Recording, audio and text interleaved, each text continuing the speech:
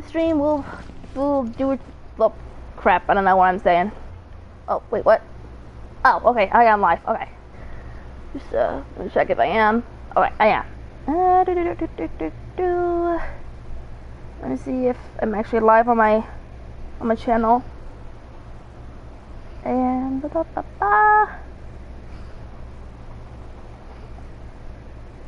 okay. Yeah, come on, game. Work with me. I mean, YouTube. Okay. Here we go. Alright, and we're live. Okay. Hello everybody, Bella Silverstar2 here, aka Bella. Welcome to another Genshin Impact stream. Last time we finished chapter 1 of Natlan's Archon quest, and in this stream we'll be doing chapter 2. Like the last one, this will be a no commentary stream, which means you guys won't be able to hear me, but I'll be in the chat. However, when I get my rewards at the end of the stream, that's when I stop streaming. But I hope you guys enjoy the stream, and I'll see you guys in the next video. Bye! Build in the next volume.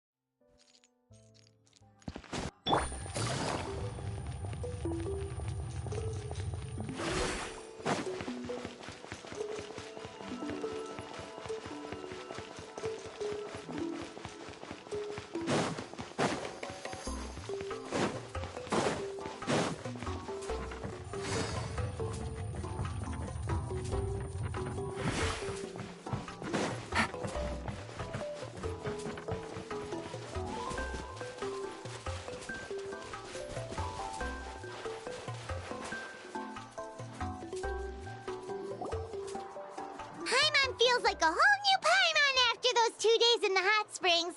The Abyss kinda threw a wrench in our relaxation, though. Still, spending time here really has felt like a vacation. The Kaholasaurs are so nice and so fun to play with. Their bellies are super bouncy. Oh, and Atea's snacks were so delicious. She gave Paimon some for the road just this morning, actually. Yelling at some kids who got caught throwing stones in the hot springs, so not much has changed since we first met her. Hey, you guys. Sleep well last night? Yep, this area is so nice. Glad you like it. I was thinking of taking you guys out to do some sea fishing. Later tonight, we can eat whatever we catch. Fresh fish is absolutely delicious right off the grill. Hey, Moalani! Yeah? What do you need? The team sent out to fight in the Night Warden Wars has returned. And Kachina? Is she back as well?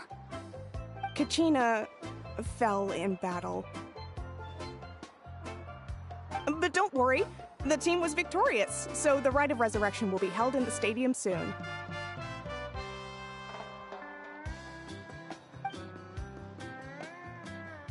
That's a relief. The Abyss is cunning, and it was her first time. Mistakes are bound to happen. Exactly. She deserves to hold her head up high.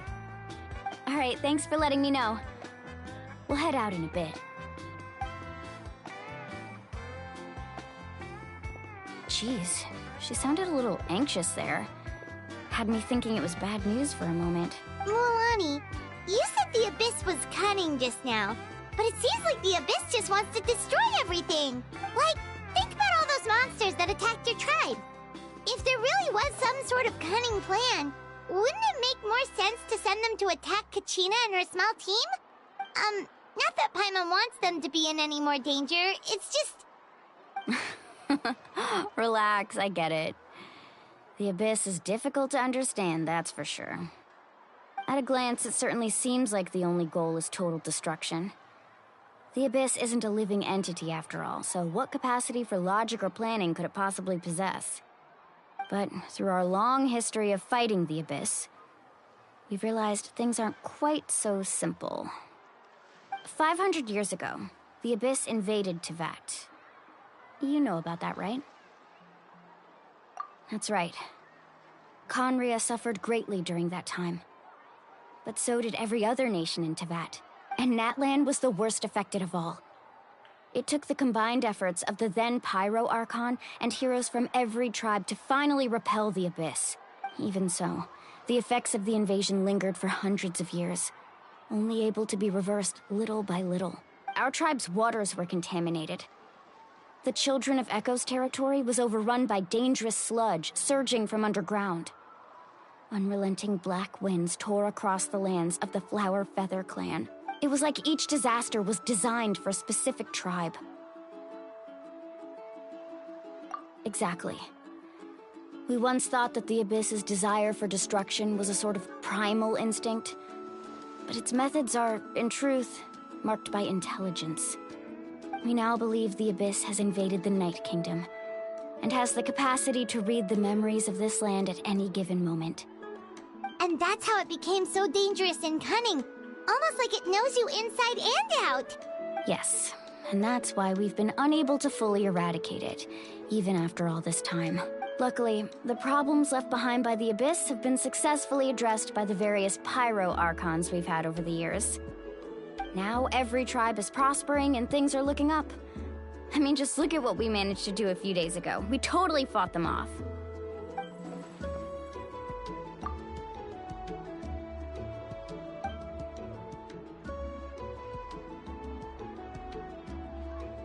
You must have had to sacrifice a lot to get to this point. Every battle, every sacrifice is in pursuit of a future where we get to stop fighting. Responsibility, duty, unavoidable burden. Everyone in Natlan views the war differently. But I believe we will be rid of the Abyss one day. And the efforts of all who fought against them will become a story for the ages. To think that my name could survive in ballads passed down to future generations, it's kind of romantic. Everyone has something that drives them forward, you know? We have to. Not only for ourselves, but for our future. Anyway, let's head to the stadium. Our fishing trip can wait until Kachina's back with us. The sea's not going anywhere.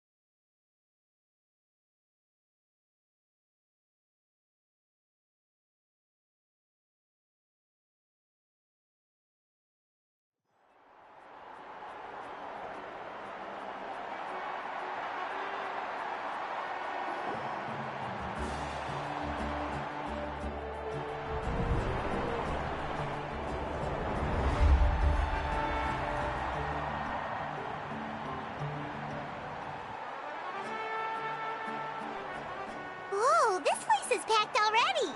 Of course. No one's gonna miss out on the chance to welcome our heroes back from battle. It's their moment of glory. Kachina's gonna be so flustered. She's never had this many eyes on her before.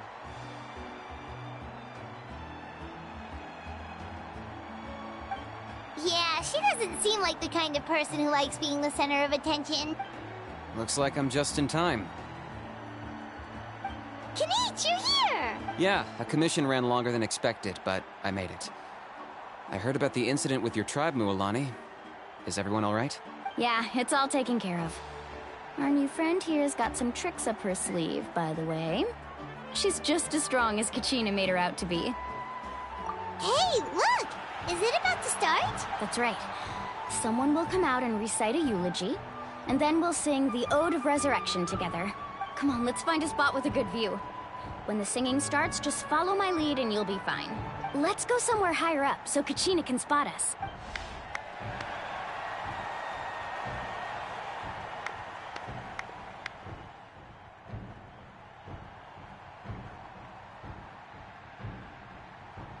Warriors of Natlan, heed the call of light. We are the inheritors of memory and legend. Those who grew alongside sun and wind. Those who forged our own destiny and future. That is Natlan's fire, the lifeblood of our nation.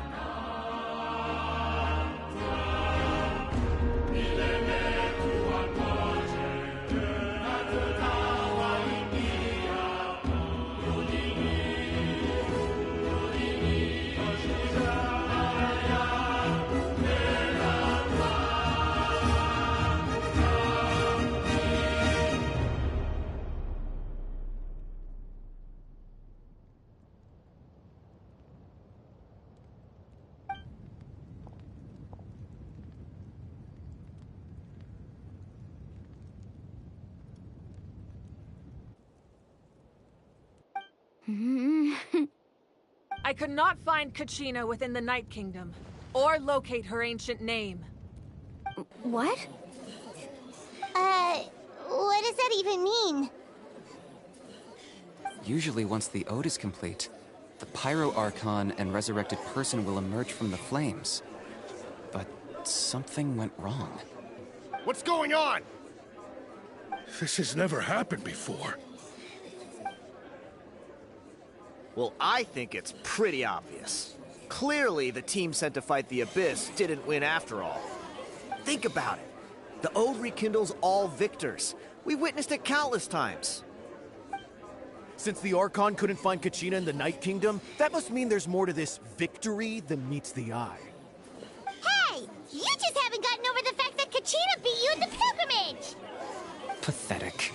The both of you. Your wild guesses are misplaced. We completed our mission. Maybe you did, but who's to say whether that little girl even contributed at all? Maybe she got scared and ran off. Why would the YUB recognize someone like her, even if she was on the winning team? How dare you insult a hero of Natlan like that? Kachina sacrificed herself to repel the Abyss. She doesn't deserve to be subjected to your vile rumors when she's not even here to defend herself. Calm down, Mualani. There's no point arguing with the likes of them. I can't just sit here and let them slander her like that. To insult a hero of Natlan, the person actually has to be a hero. You... Think about it, everyone. Who do you think is really at fault here? A girl who never should have even gone to war? Or the great Pyro Archon? Why would the rules of our nation suddenly stop working? That's true. If she wasn't revived, it must mean she failed to achieve victory. Maybe the YUB interpret victory in different ways? I mean, that girl didn't look all that strong to me.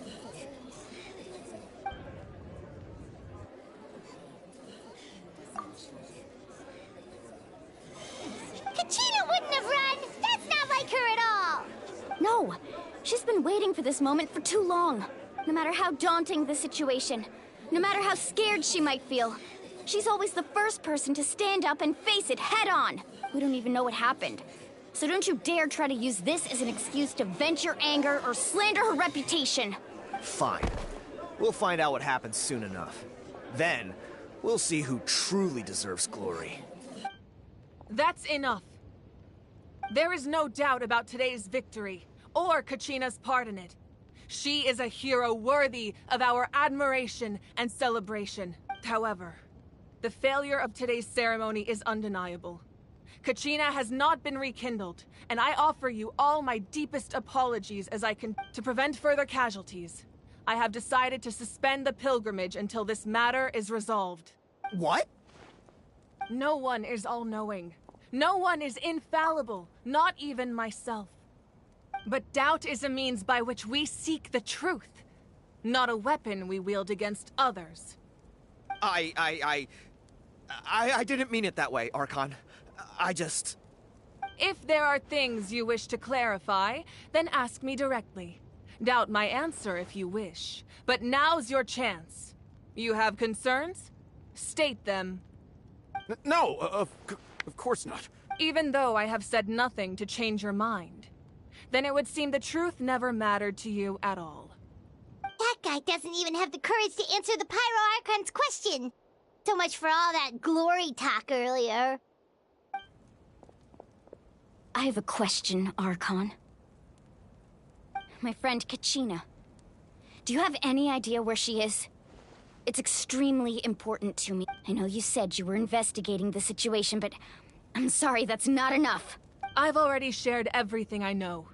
If you want to learn the truth and rescue your friend sooner, you should join the investigation. So, what do you say? Of course I'll join. In that case, come see me in the speaker's chamber. We should join them. Oh, and if it's not too much trouble, could you drop by as well, Traveler? I'd like to have a chat. Rest assured, everyone, I'll keep the tribal chiefs informed on the progress of the investigation. Once again, I apologize for the outcome of this ceremony. If there are no further questions, let's part for now. Did she just ask us to come along? I believe she did. Let's go. I'd like to know what's going on myself.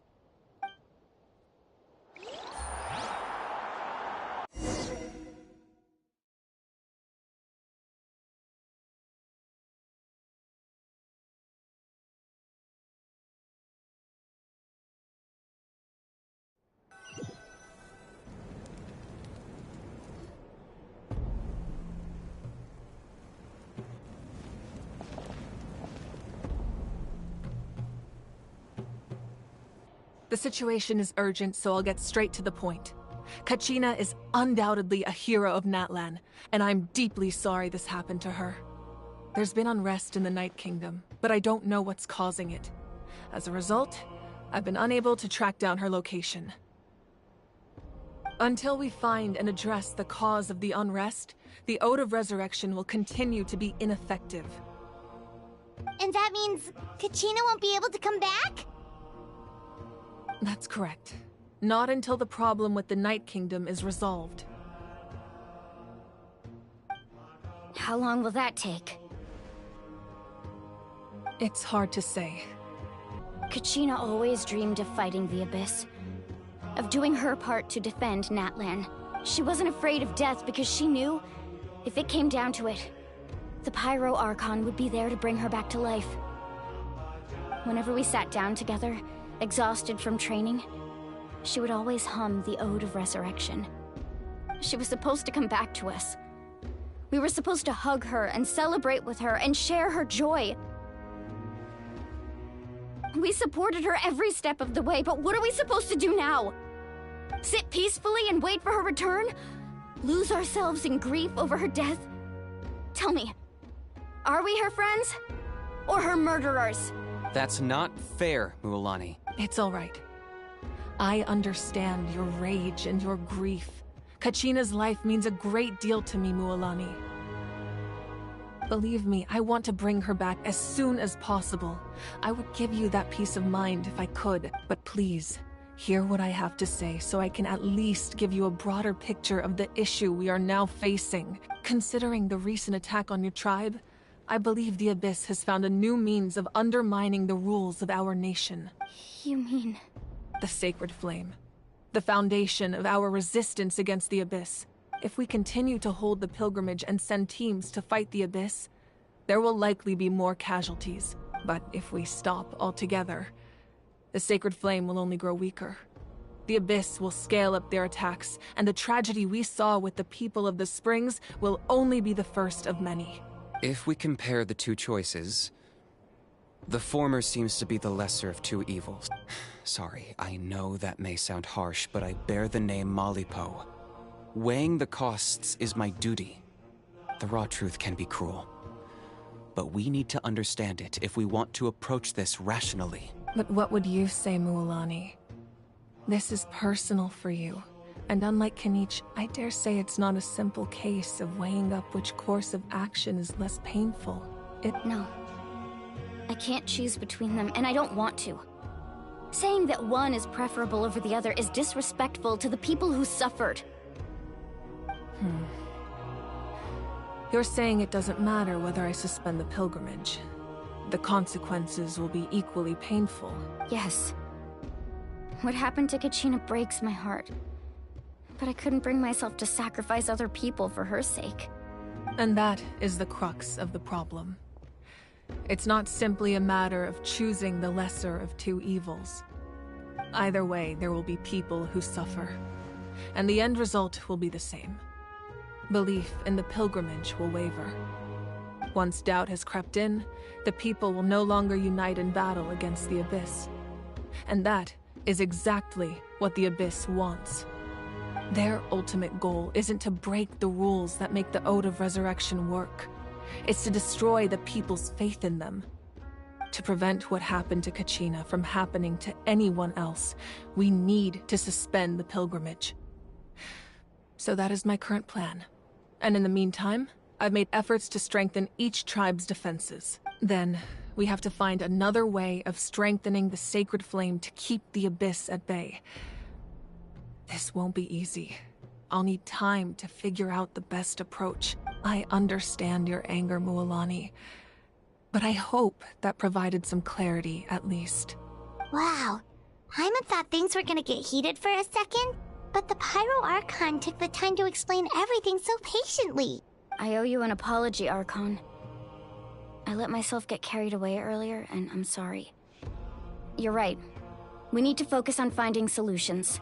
We could always hold the pilgrimage without sending a team to fight in the Night Warden Wars. That way, we would still be able to fuel the Sacred Flame. I've considered that, but the two events have nearly always been linked. Without the chance to fight the Abyss, pilgrimage rankings lose their prestige, and competitor numbers will drop. With fewer participants, the amount of contending fire produced will decrease, and the vicious cycle will continue indefinitely. So, essentially, the Abyss has taken Kachina hostage. You've learned about the concept of ley lines during your travels, yes? The Night Kingdom is something similar. Staying there for a short period of time shouldn't have an effect on the person. But with the Abyss in the picture, it's a different story. Your sense of self will be devoured, until eventually you become one with the Sea of Souls. Imagine pouring a cup of water into a rushing river. You can try to scoop up another cup, but there's no chance it will be the same water you had before. I won't sugarcoat it. That is the danger Kachina is currently facing. Just like you said, Archon. Both of these problems need to be addressed. You can focus all your efforts on dealing with the Sacred Flame. I will go search for Kachina. The Abyss poses the same threat to you as it does to her. It is very possible you will not return. Knowing that, do you still choose to go? Kachina's waiting for us to rescue her. That's all that matters. I failed to protect her during our campaign, but I can make it up to her now. I choose to go as well. Traveler? What do you think? Understood. Then I'll support you in any way I can. The Masters of the Nightwind have a technique that can extract an ancient name from the ley lines.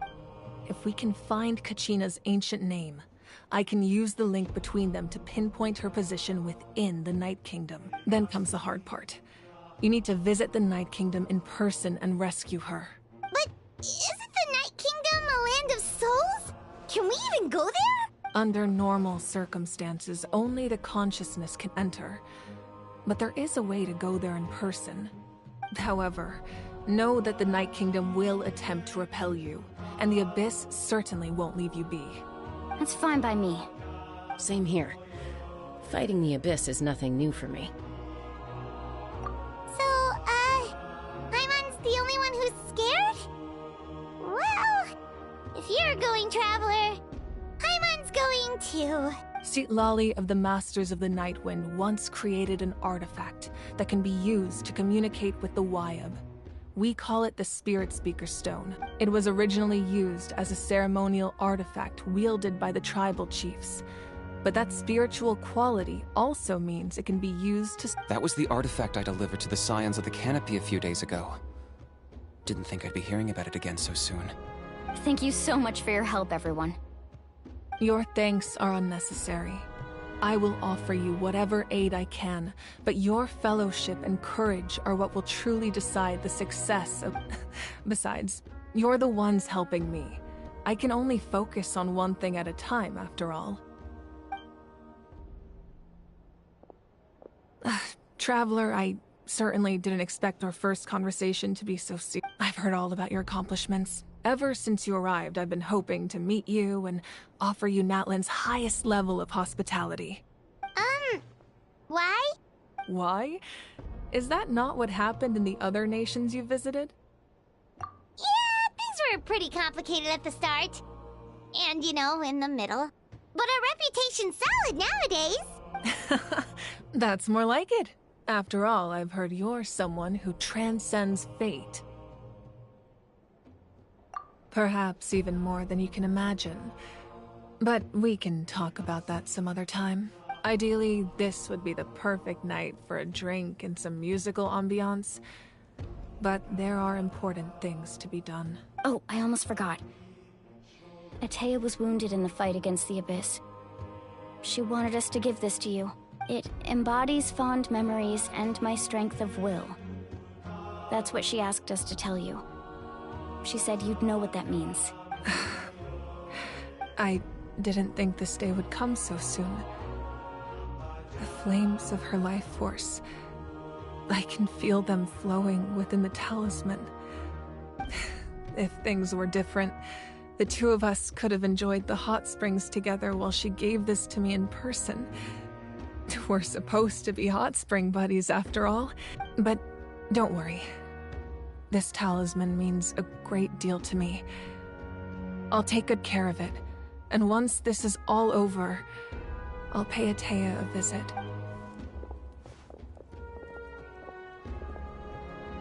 You said you didn't want to jeopardize the production of Contending Fire. But that's not at all why you decided to suspend the pilgrimage, is it? You're right. Even now, the production of Contending Fire is far from sufficient. The gradual corrosion caused by the Abyss has resulted in a massive shortage of pyro energy, and we're currently at the breaking as things stand. The pilgrimage is a lost cause. Suspending it allows us to save our strength to defend the tribes. The Abyss has brought catastrophe to Natlan, and Kachina's disappearance in the Night Kingdom is a direct consequence of that. We can't let the general public know that. No. If the public learned that Natlan's destruction was close at hand, there would be immense panic. But if I said nothing at all, they would have continued to question the integrity of Natlan's heroes. Another simple choice. The latter was clearly the better solution. But you chose otherwise.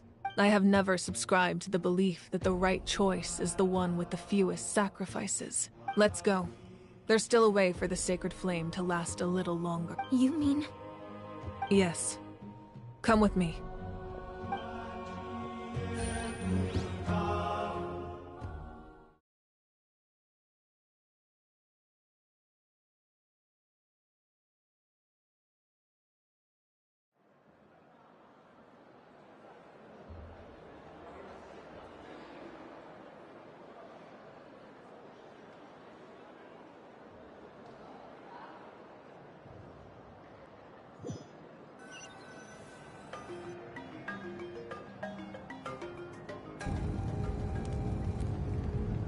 The sacred flame must never go out. Not only does it strike fear in the abyss, but it's also the pillar of Natlan's stability. So until our heroes are ready, I will sacrifice my power to keep it burning. But that can only last so long. I think we should focus on the remaining ancient name-bearers. Don't let desperation cloud your judgment. Those chosen by the Wyab have already embarked on their destined path. All we can do is support them. Even so, for you to make this sacrifice, it's not right. If not me, then who? No other is capable of sustaining the sacred. I possess great strength, but I'm not above my people. This is part of my duty.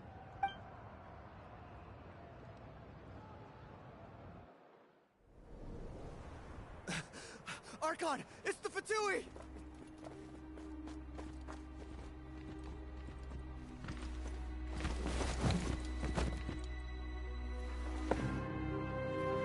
The Archon of Natlan.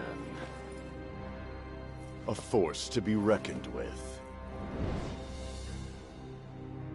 The secret of the ley lines is no secret to me. Long have they been destined for ruin. And since the oath made 5 centuries ago remains unfulfilled, what use is the Gnosis in your hands? I don't know what you mean. But it sounds like this is about more than the Tsaritsa. In times of crisis, someone must pick up the mantle of salvation. Your plan has reached an impasse, and now it falls to me to create new rules for Natlan. But before the dawn of a new age, the old must be destroyed.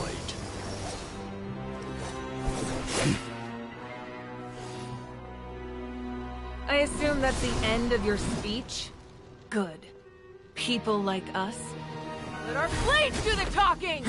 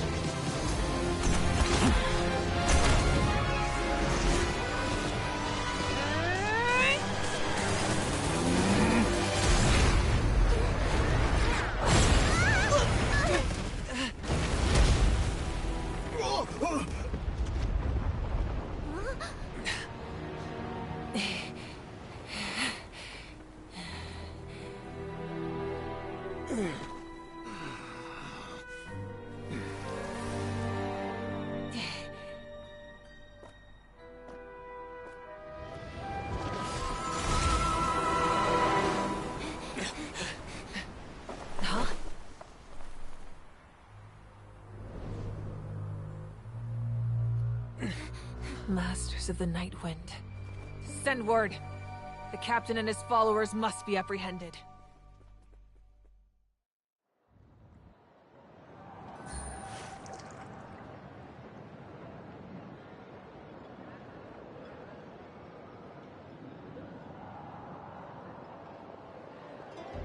Are you alright, Archon? He was a formidable opponent, Exactly what I would expect from the first of the Fatui Harbingers. I never imagined someone could match you in combat. If the Tsaritsa sent him here, why would he bring up what happened 5 centuries ago? Yeah. And how much does he know about Natlan? The Harbingers are all driven by their own personal goals. The only purpose that unites them is collecting the Gnosis. But I'm sure the captain has his own reasons for being here as well. Whatever his motive, we should shift our focus to the Fatui. If they attack again, and we're not prepared, we're done for. No, we're running out of time. The wound I inflicted should hold him back and weaken him for the time being. Besides, I'm sure you noticed, the power that came to his rescue just now came from the Masters of the Nightwind. In other words, there are traitors among us. Not necessarily. This could prove to be a very valuable turn of events. When we exchanged final blows, I sensed an unusual presence within him. I'll need to investigate further. Kanich, go to the Masters of the Nightwind and look into who could have aided the captain. Speak to Lali. She should know. Of course, I'll head out right now. Do you still intend to... Yes, but fear not.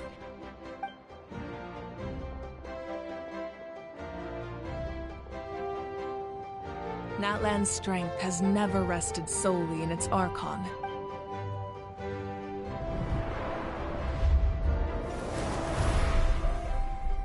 Together we foresaw the only path that leads to our nation's future. We must trust in that vision now.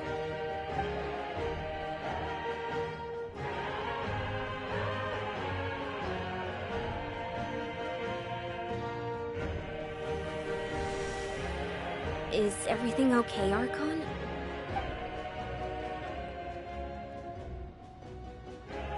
Completely fine. Just lamenting the fact that I never got a picture when I could still turn my hair into flames. Too late now.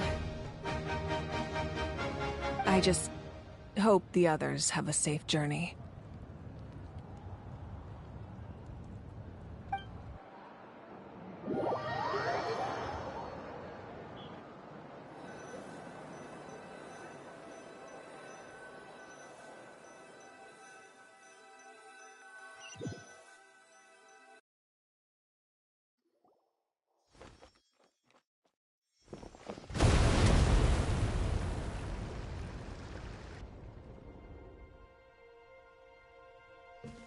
What's happening at the stadium? Did something explode?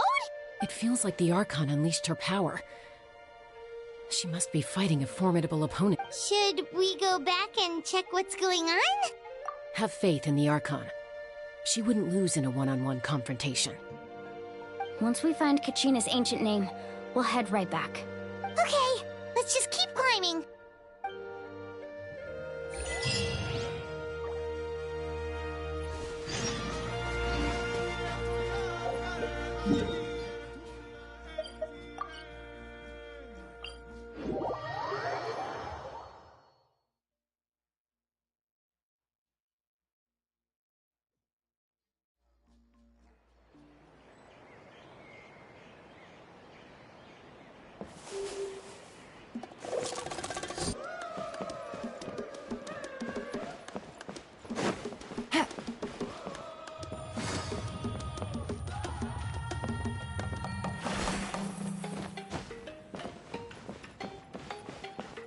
Line is right over there. Let's go.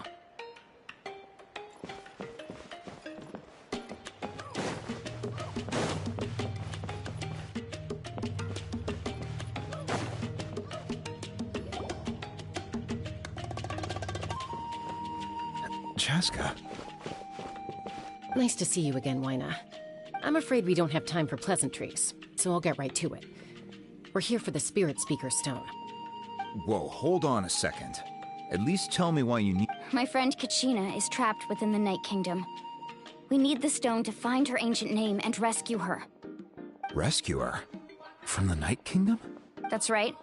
I'm sorry, but someone needs to tell you what you don't want to hear. Going there, a mature warrior would never make such a foolish decision.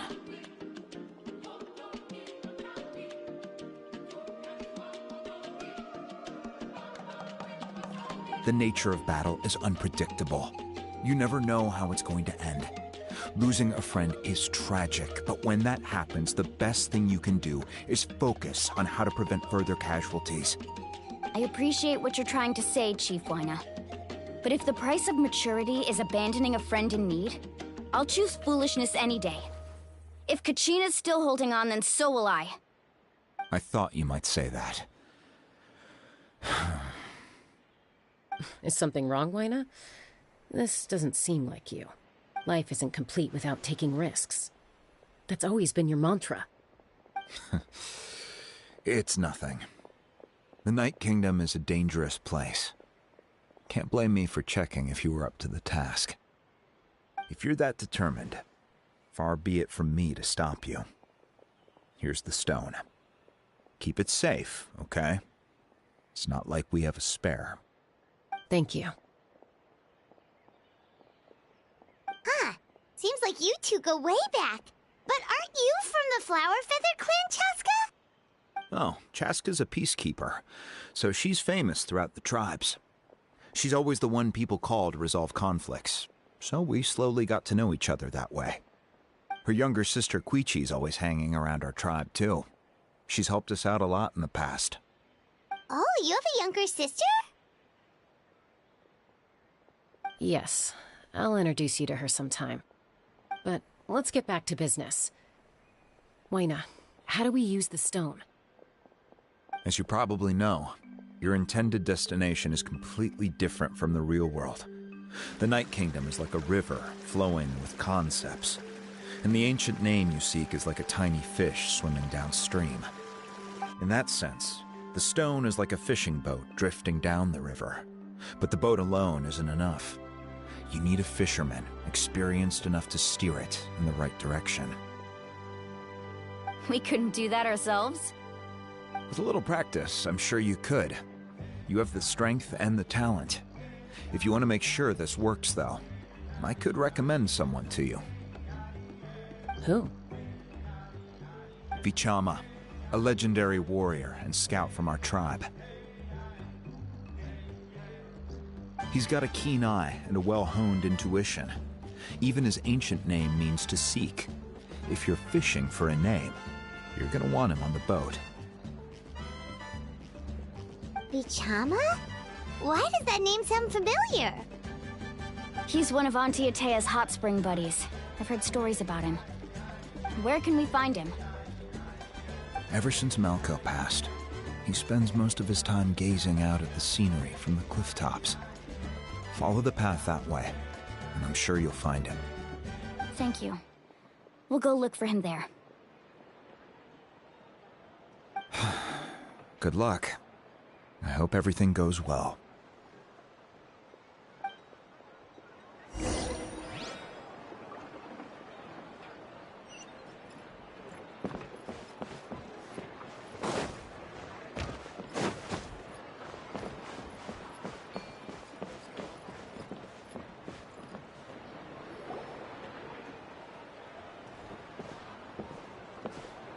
Someone admiring the scenery from the cliff tops. Ah! That must be him! Hello there, are you Vichama? That's me. Did you need something?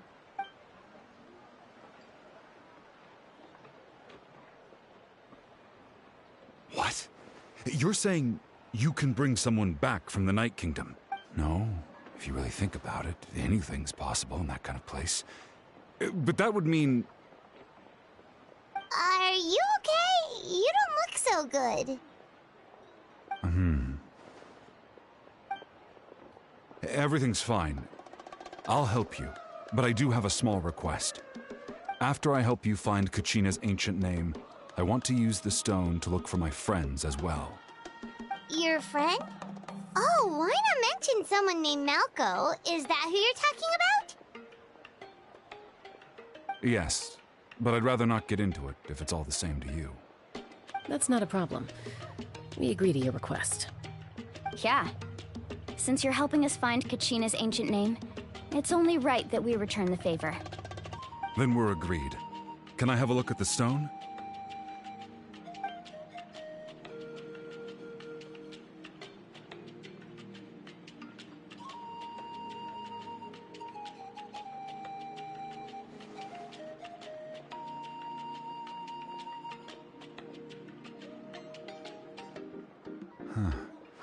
I see.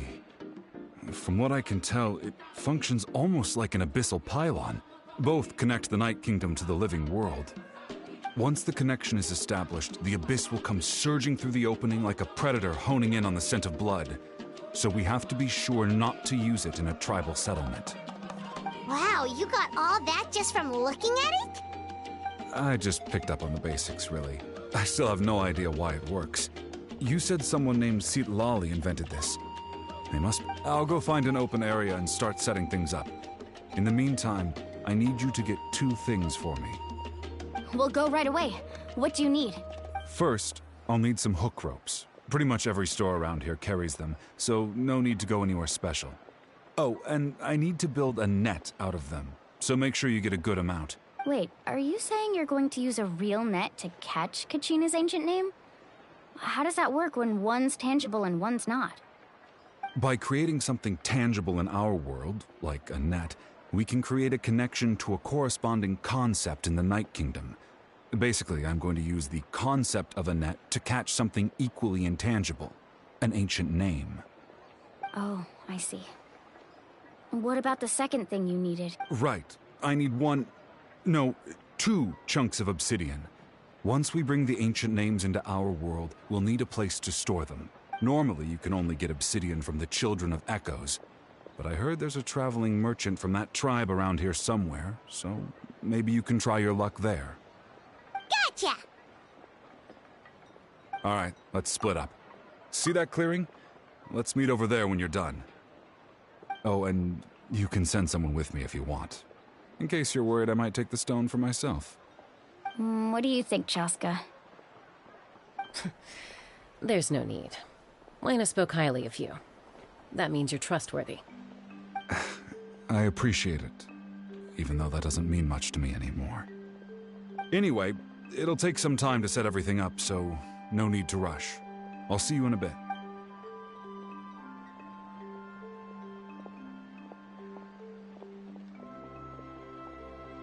What an odd guy.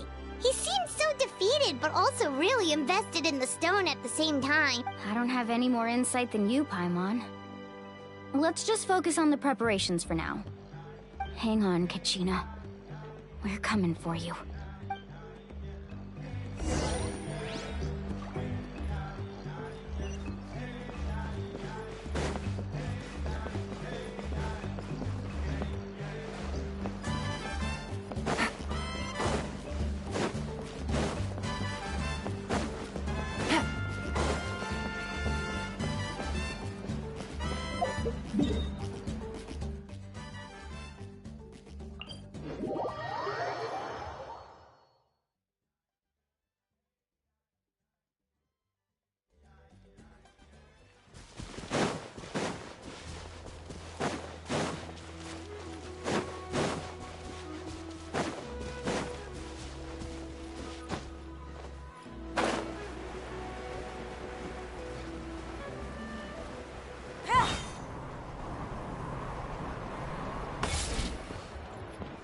Take it easy.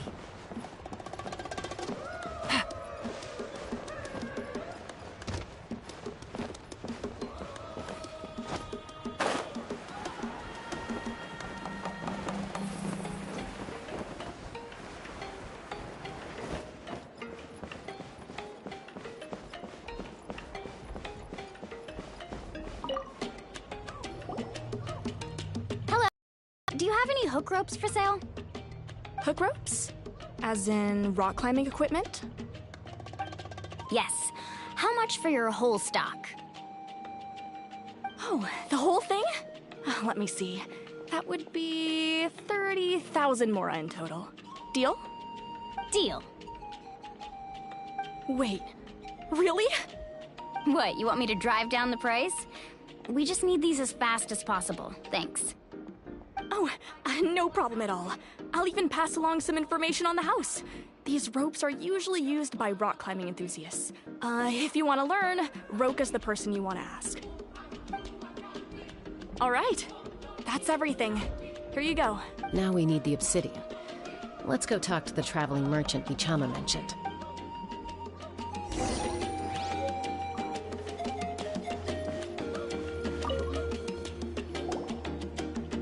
Excuse me, do you sell obsidian? Why, yes. I've got a chunk for sale right over there. Perfect. Is that the only one, though? We actually need two. That might be tough. Thank you so much. We'll wait here.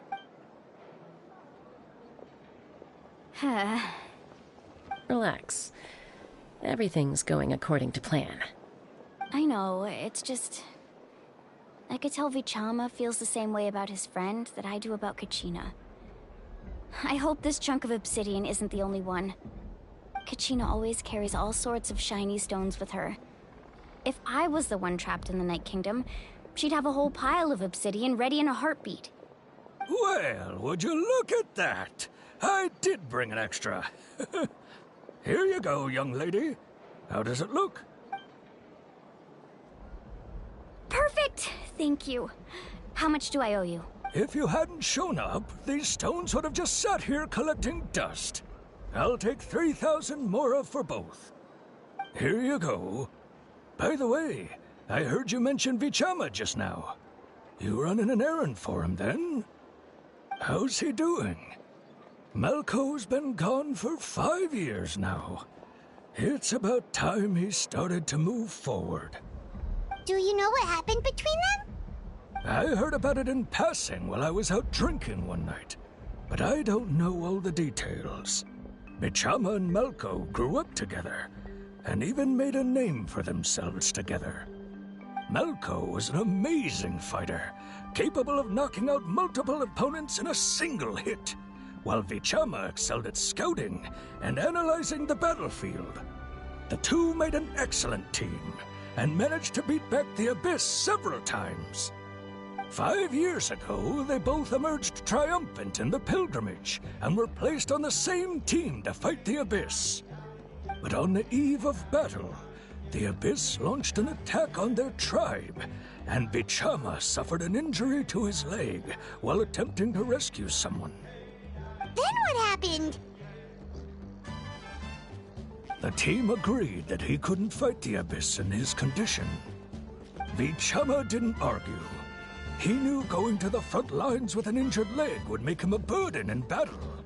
So they raised the issue with the Pyro Archon, and she agreed to let him stay behind. It's just... Malco and the others ended up facing hordes of abyssal monsters in numbers that far exceeded anyone's expectations. The team made an error in judgment, and they fell to the onslaught. Vichama went into a deep depression after that. He blames himself for everything. Oh, you're not wrong. But it's possible he chooses to blame himself.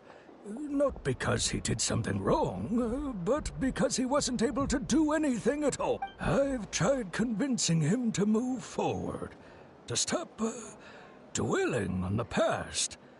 But the shadow of Malco's death hangs over him still. The Abyss has caused so much suffering, and some wounds never heal. I wish there was something he could do to make himself feel better.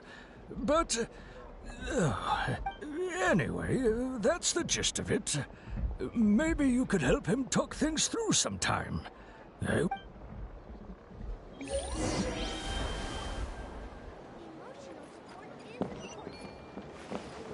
Whoosh! No one can catch me!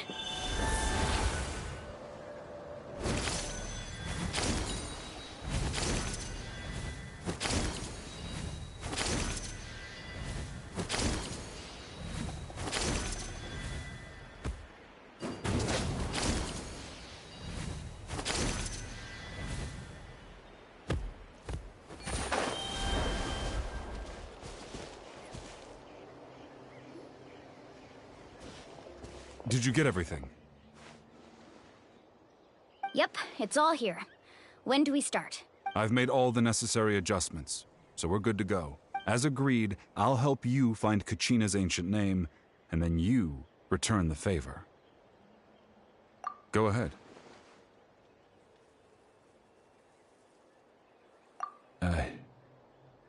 After Malco fell, I scoured the battlefield to see what happened. It turned out He wasn't bested by some impossibly powerful foe. He was dragged to his grave by the sheer number of enemies. If I had been there, I would have been able to sense the danger. I could have warned them not to advance. I've always blamed myself for what happened. But when you told me about Kachina, I realized there's a chance Malco might also be alive, fighting for survival in the Night Kingdom. But that happened several years ago, right? The Pyro Archon said all life within the Night Kingdom eventually becomes one with the Sea of Souls. There might not be much hope, but I still have to try. Malco and I promised each other. All right, let's get to it. I'll start searching for the conceptualized version of Kachina's ancient name. If you see any fragments scattered around the area, please collect them.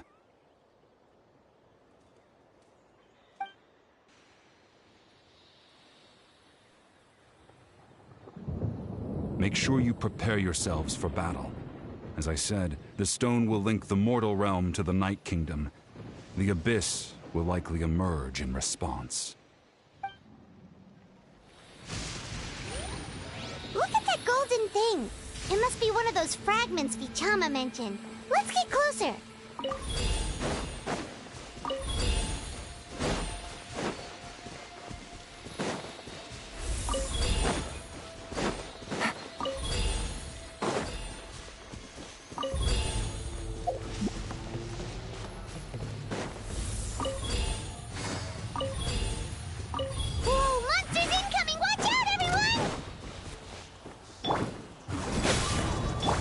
My sword! Go!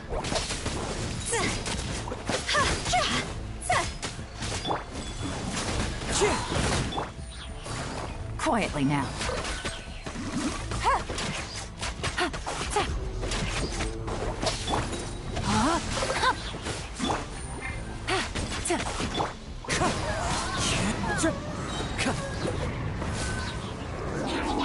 Clouds high. The birds come. These are about to get dicey. Witness the power.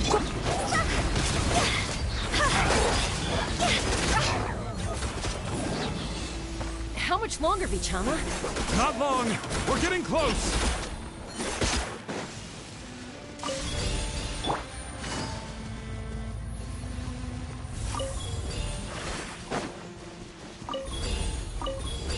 Take it easy.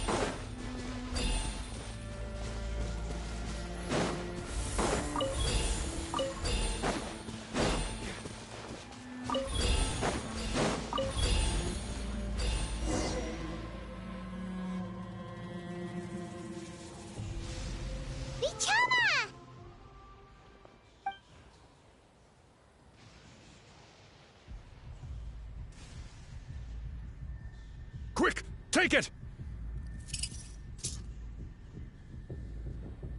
I found Kachina's ancient name. Hang in there, Malco. Just a little longer. Something's not right. The power of the Abyss is getting stronger. The Abyss is corroding his body. Vichama, you can't keep going. You'll die. I should have died 5 years ago. I just need a little more time. Please, I'm almost there. Thank you.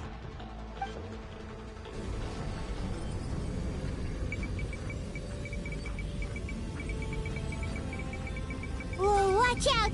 The power of the Abyss is strong.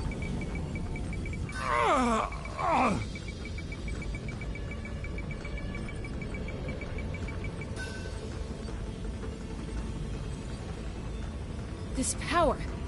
Hanging in there? Malco...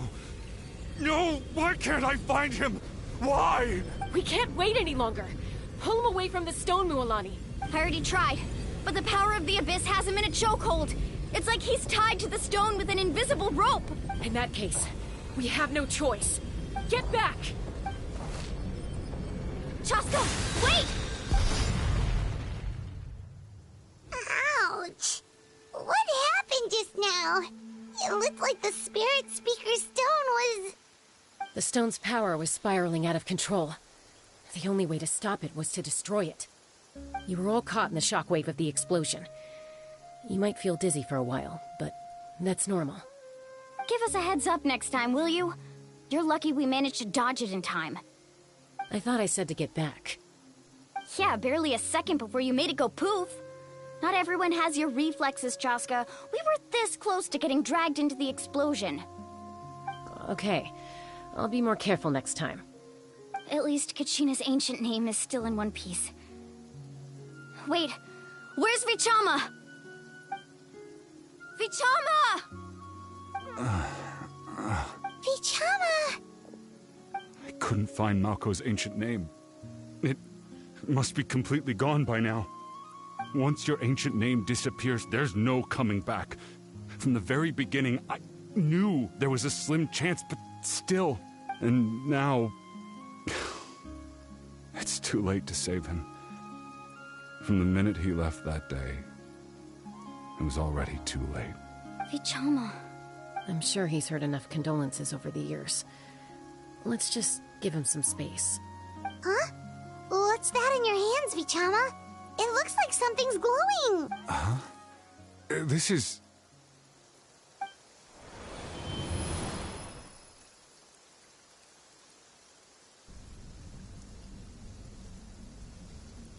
Hey, Malco. Got any strength left? Not enough to swing a sword, but to say a few last words? Sure. Too bad. No, I never thought I'd actually die on this mission.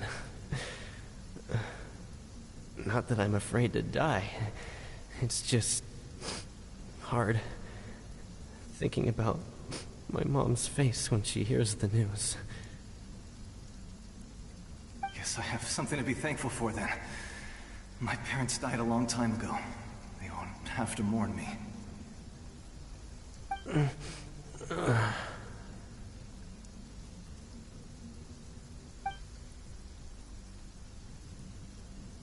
Pisak! Always had to beat me at everything, didn't you? Right to the end, you were never one for goodbyes.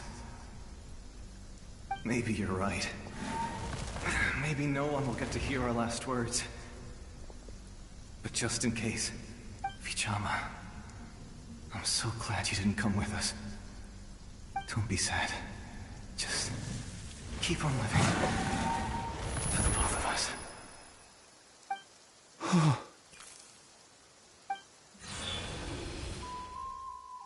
Was that a memory? Seems like we were able to salvage something after all.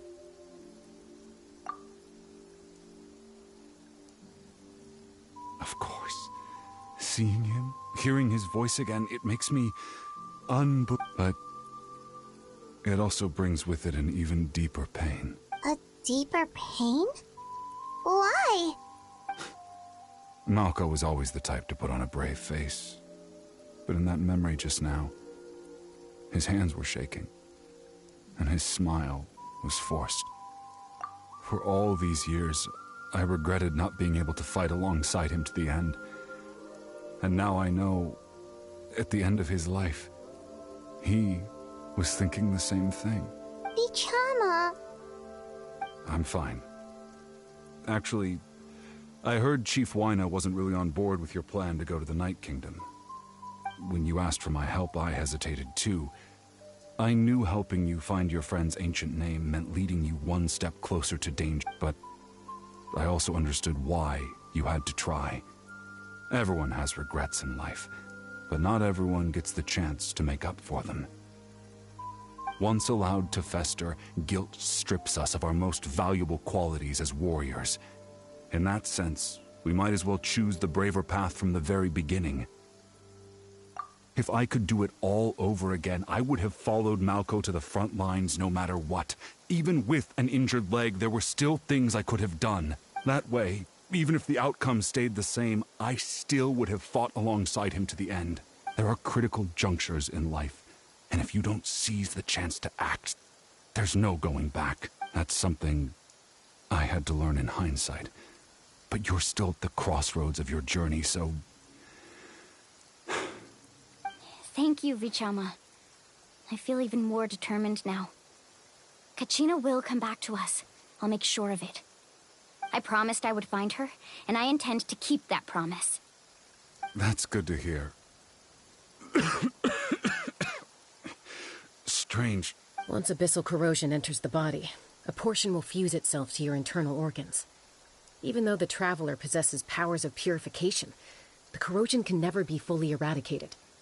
Thanks to her, though, you are only briefly exposed.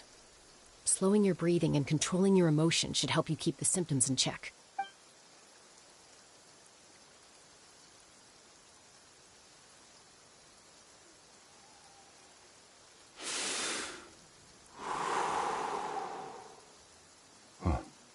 That does make me feel better. You see— Just speaking from experience, that's all. Anyway, we've recovered Kachina's ancient name, so we're off to a great start. Let's get Vichama back to his tribe and tell Wynette the good news. Oh, and apologize for destroying the Spirit Speaker Stone. We had no choice, though, so he'll probably understand. Right?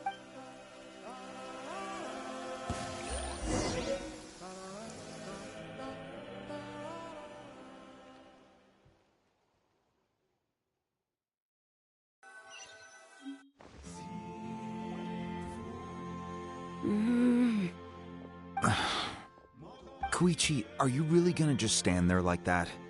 I don't know what you want from me. I think you know exactly what I'm trying to say, Uncle Wynette. I can hear it in your voice. Honestly, it's just one thing after another with you two. They're back. Koichi? What are you doing here? Don't play dumb with your own sister. You know exactly why I'm here. My apologies, everyone. I just need to borrow Chaska for a few minutes. You come with me.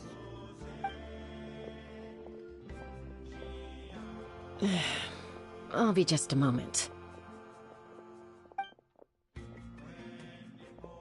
Who is that? Koichi, Chaska's younger sister. Although the two aren't actually related by blood, it's kind of a long story. It's not really my story to tell, but I guess it's not a secret. You see, Chaska was actually raised by cuckoo sores. She was afflicted with a rare disease when she was a child, and abandoned in the wild as a result. The Abyss found her out there, all on her own, and tried to devour her. But in the end, all that did was trigger her will to live. That strength of will pushed her to survive. But it also planted a seed of conflict within her. Eventually, she was adopted by the cuckoo sores. Wherever they went, she followed, getting into fights right and left. For some reason, Paimon can totally imagine that. Well, when Chaska finally returned to human society, it was Koichi's parents who adopted her. At the time, Chaska still had a habit of getting into fights, so Koichi was always taking her around, apologizing to everyone. Ah, I remember those days. One of those fights was definitely with me. But, you know, kids. You're fighting one minute and your friend's the next. Eventually, she found a way to rein in that desire to fight. And now she's who people call to resolve conflicts. She's known as the Peacemaker. It sounds like she still argues with Koichi, though. Don't siblings usually stop fighting when they get older? That's partly my fault. Koichi asked me to stop Chaska from doing anything dangerous, but you probably know by now, once Chaska makes up her mind, there's no changing it. Oh, I get it. No wonder you tried to talk us out of going to the Night Kingdom. Chaska even said that wasn't like you. I'm all for your adventure. You need to take risks when you're young, because by the time you're my age, you couldn't attempt something like that even if you wanted to. Better try now than live with regrets later. That's what I say. Still, I can understand where Koichi's coming from. In the end, nobody wants to sit back and let a loved one put their life on the line.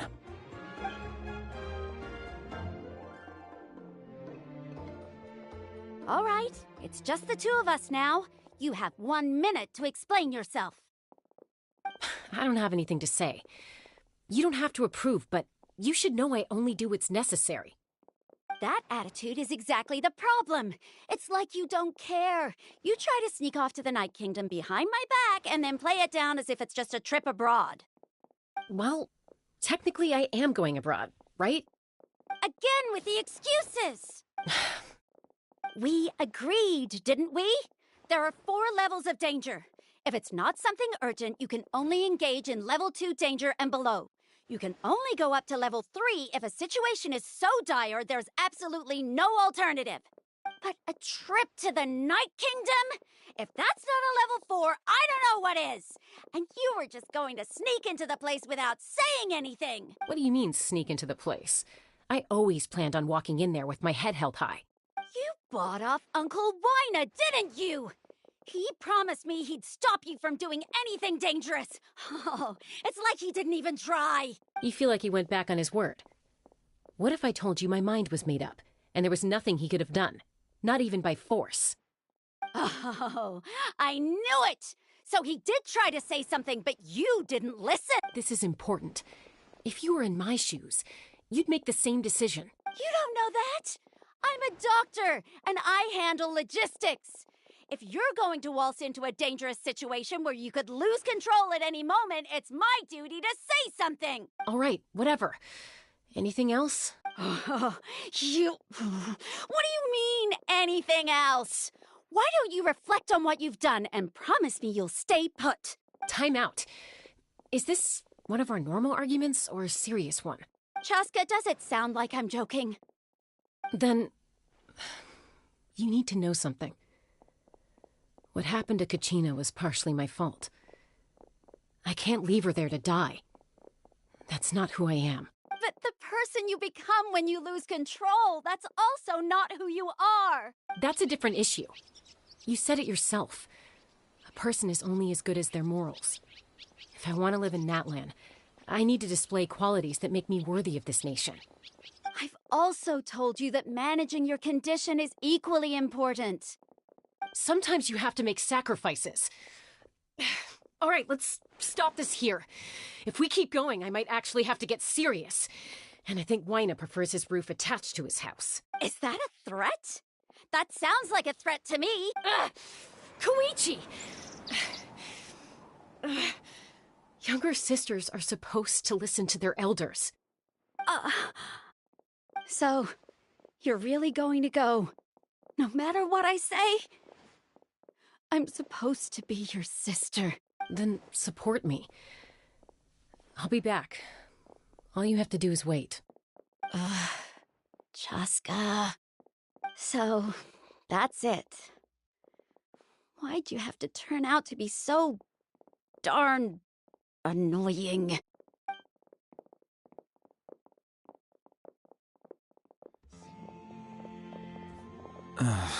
You two are something else. Something you wanted to say? I know you aren't related by blood. Really? You know, I said that very thing to Koichi not too long ago, and she reacted the exact same way, down to the very tone of voice. It's not my place to get involved, but I will say this. Try to spend a little more time with your sister. You're tough kids. That doesn't mean you have to go it alone. Thank you. Anytime. All right. If you're done with the Spirit Speaker Stone, you might as well hand it over. According to Kinich, it's an important ceremonial artifact, so it'd be safer to keep it with me. About that. If only Tone-Deaf Bard was here, he could have repaired it just like the Holy Liar. It might be in a few more pieces than you remember. Huh?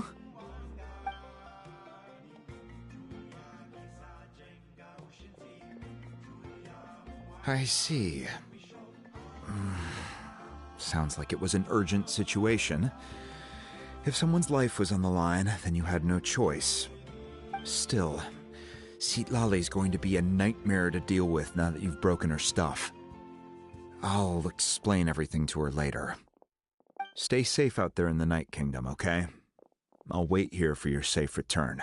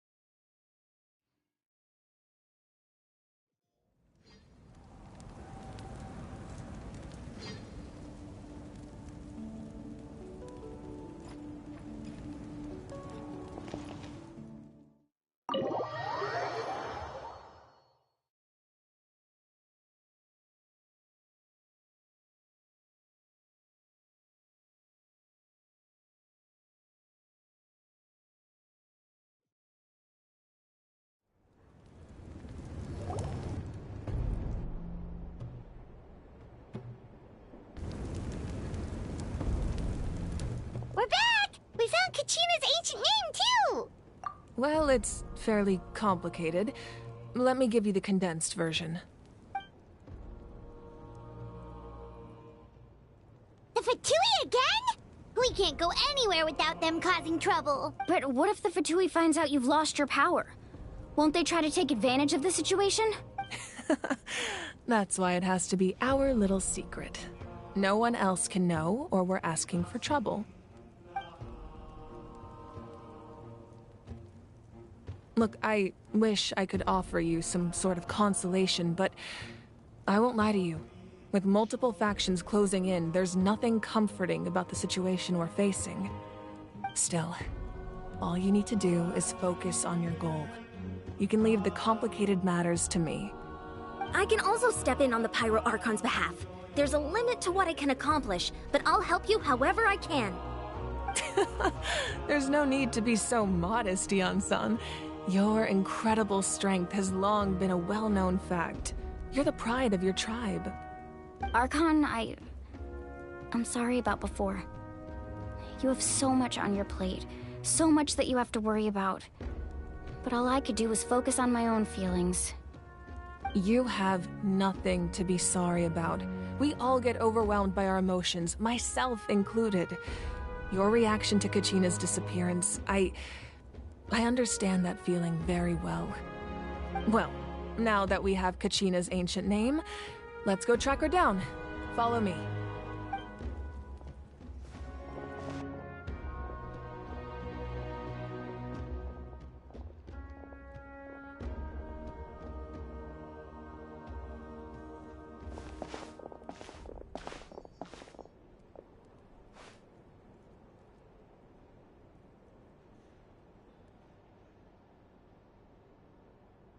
What is this place? Hey, isn't that Atea's talisman? Good eye. This is where I store all the various mementos I've collected. Whoa. I've never seen this place before. There's so many things in here. It looks like there are items from every tribe. Collecting them must have taken a lot of effort. I suppose you could think of it as a hobby of sorts.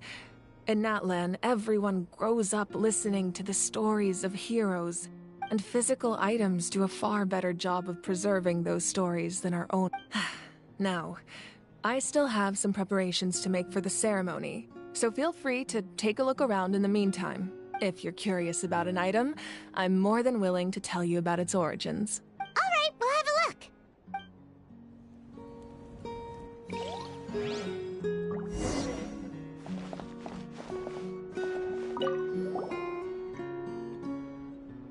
There are so many jars and potions around here.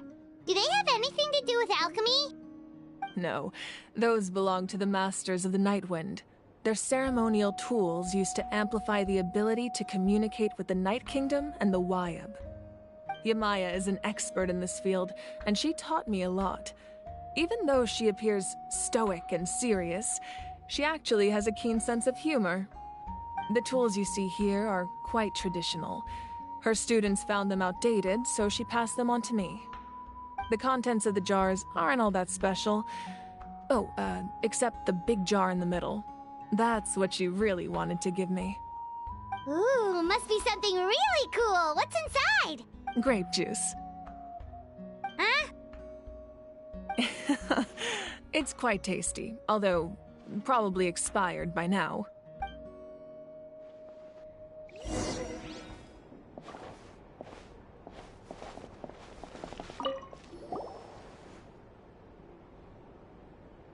The powder still needs some time to settle, so let's wait a little longer.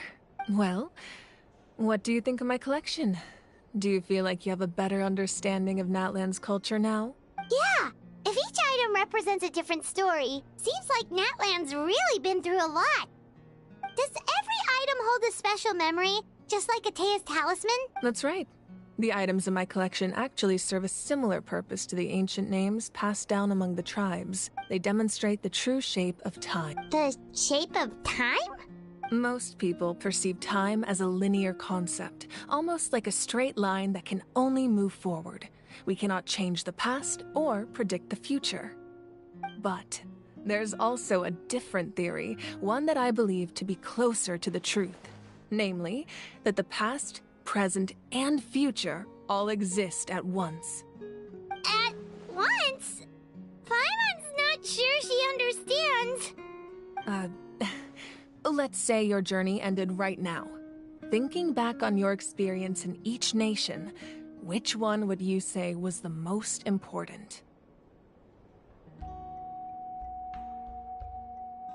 Exactly. Even at the end of your journey, the things you experienced along the way don't cease to exist. They become part of who you are. Take out a portion of that journey, and you would likely make very different decisions, and eventually arrive at a very different destination. The future is the same way. It exists even though it has yet to come to pass. We just lack the means to perceive it. Of course, there are those with the power to foresee the future. They simply call it by a different name. Fate. You're quite familiar with that concept, I would imagine. That does kinda make sense. The future hasn't happened, but already exists. Humanity excels at living in the present, but too often we forget the past and neglect the future, while the pilgrimage and the Night Warden Wars lead us to a better future. Only by uniting the people of Natlan across countless eras can we fight back against an enemy as formidable as the Abyss. To come up with such a set of rules, the first Pyro Archon must have possessed a level of insight I can only imagine. That's correct. At first, he was a mortal man with no special power. After he ascended to the Divine Throne, he used it to borrow power from the heavens and establish the rules of Natlan. Namely, a framework through which ordinary people can ascend to Archonhood. By holding the pilgrimage, we're able to determine the strongest among us. And when that person ascends to the Divine Throne, their inner flame will awaken. In addition, the sacred flame will grant them significant knowledge and memory of this land. After all, that's how I came to know everything I just told you.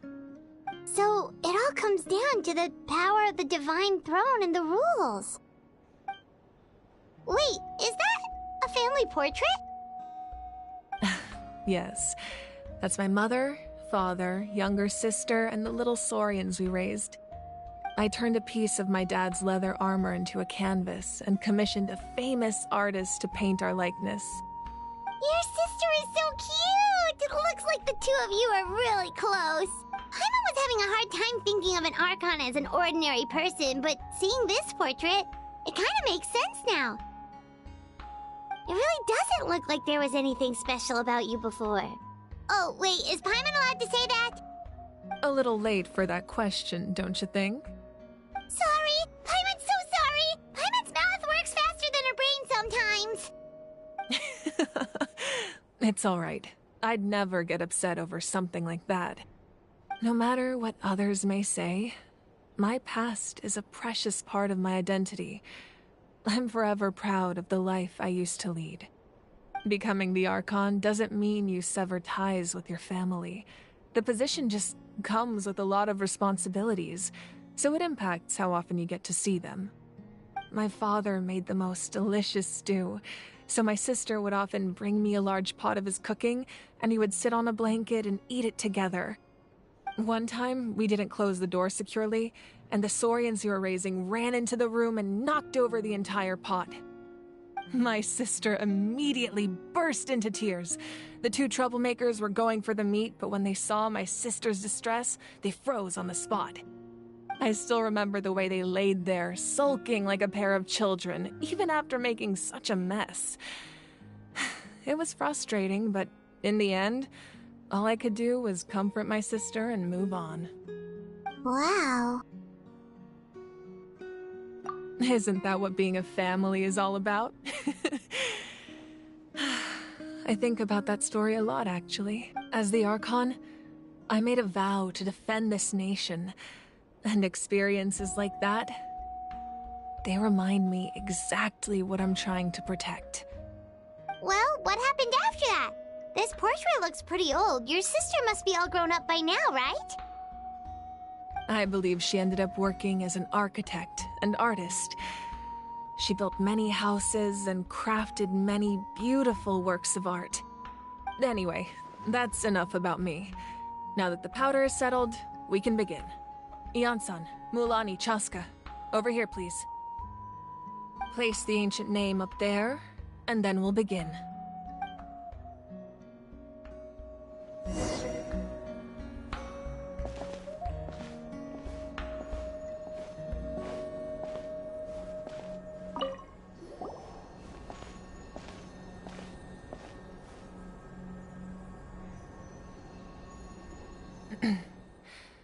Surely as the echoes of life resound through heaven and earth, so too shall our stories remain eternal. Ancient name, take us to your fated bearer. Allow her to answer our call.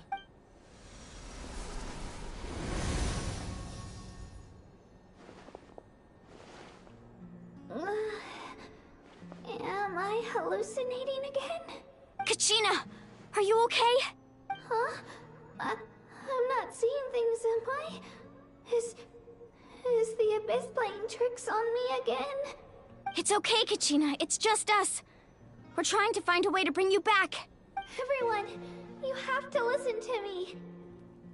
I've been investigating the Night Kingdom this entire time, and I figured out what's wrong. The Wyup is being affected by the Abyss. I was waiting for the Wyup to send me back, but then this really strong monster came in and it almost killed me.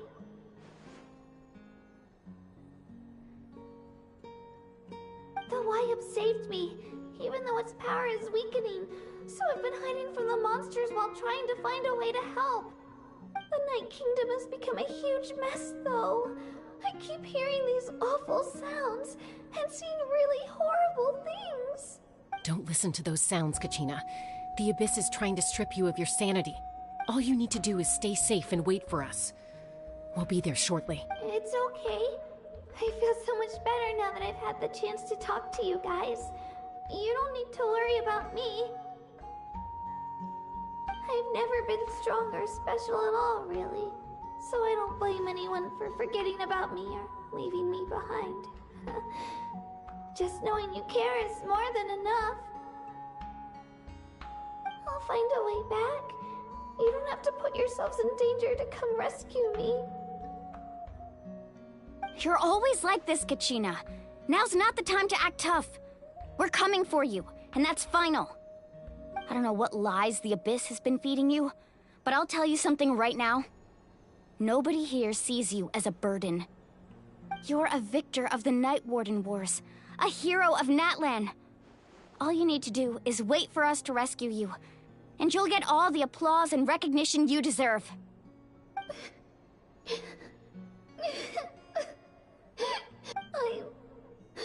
I'm really scared. Everything's so dark and creepy here. And I want to go home. Still, I don't want you to put yourselves in danger because of me. I don't want to hold anyone back ever again.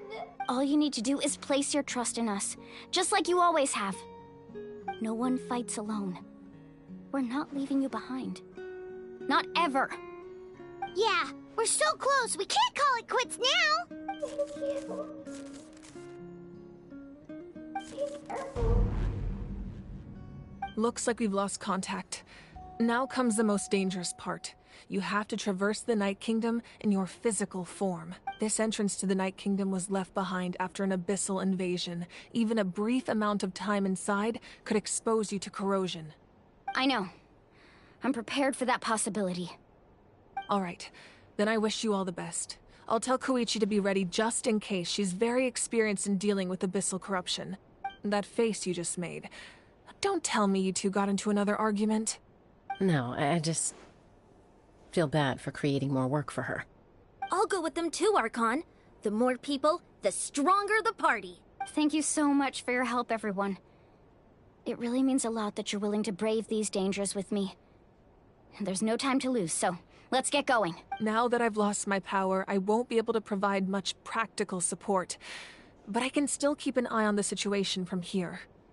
Eon-san, I know it's unlikely, but if you encounter a situation you can't handle... That won't happen. I hope not.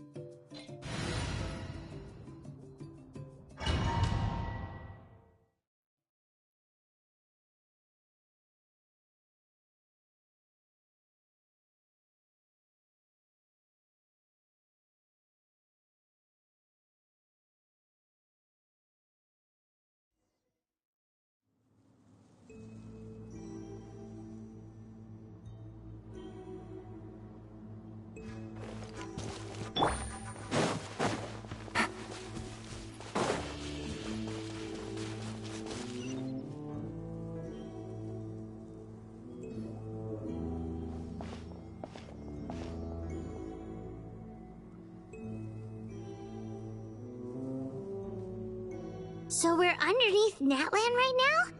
It looks nothing like Paimon was imagining. That's because in the distant past, Natlan was home to an incredibly advanced civilization ruled by dragons. Humans only established their own society after the fall of the dragons. So these are Saurian ruins? Wait, you mean like the elemental sovereigns? They had their own advanced civilization? Yes, a really long time ago. Very few records have survived until now, so no one really knows what the devices... These ruins have been abandoned for a long time. But with the recent increase in Abyss activity, the installations around here have somehow been activated again. So what you're saying is... we're not in for an easy trip to the Night Kingdom. No. It's going to be obstacle after obstacle from here on out.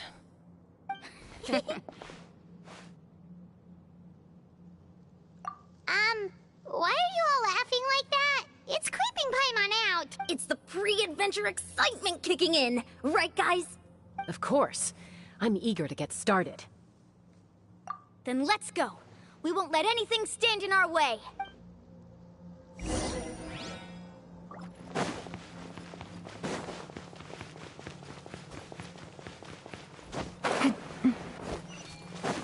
Seems like the road ends here. How should we get across? As a professional trainer, I think you could stand to build up your endurance, Paimon. Professional trainer? Paimon thought you were a warrior from the Collective of Planning. Well, that goes without saying. But I actually work as a sports coach. I provide professional guidance for many of Natlan's popular sports. And I don't just mean physical training. I design nutrition plans as well. Ah, so basically no sugar, no soft drinks, no grilled meat. Yeah, we'll be here all day if you list them out one by one. It's much faster to just focus on what's good for you. So, those guys look familiar. We've fought them before. Let's go. Show no mercy. Busted. Into the wind.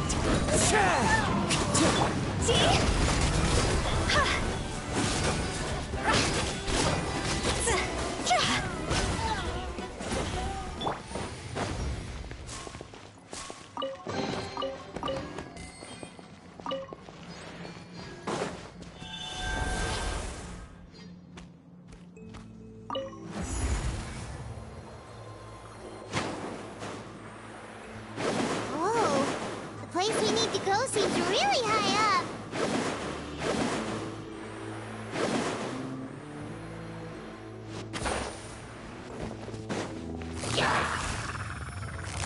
Quietly now.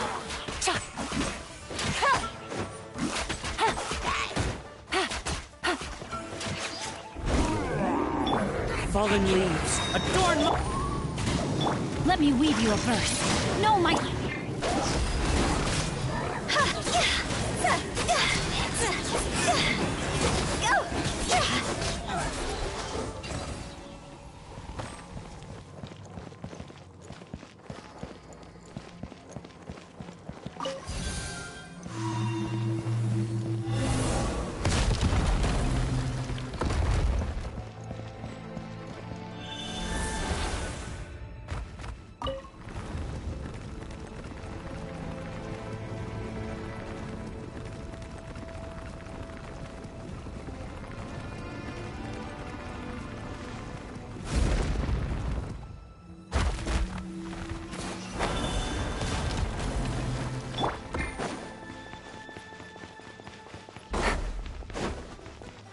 Time to go.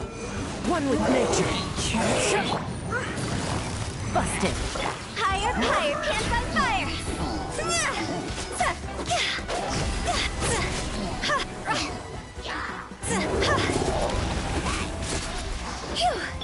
Game's up. Wind strike. As one with wind and cloud. Witness the power of goodbye.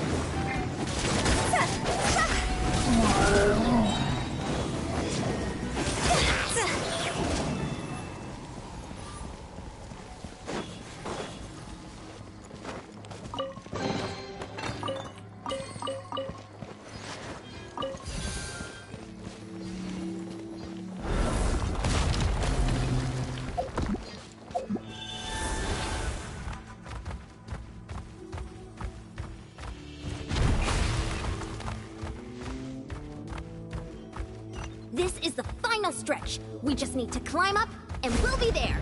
Nothing to it. Easy for you to say.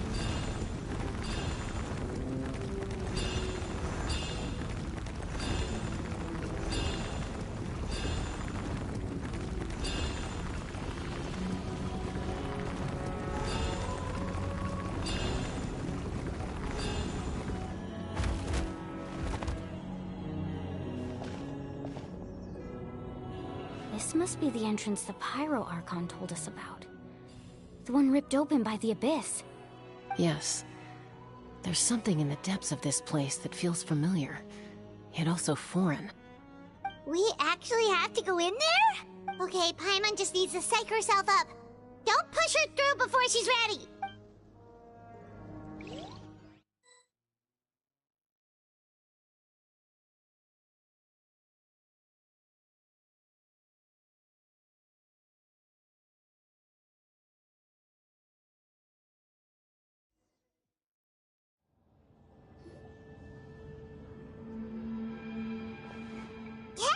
You don't have to drag Paimon! You're pulling too hard!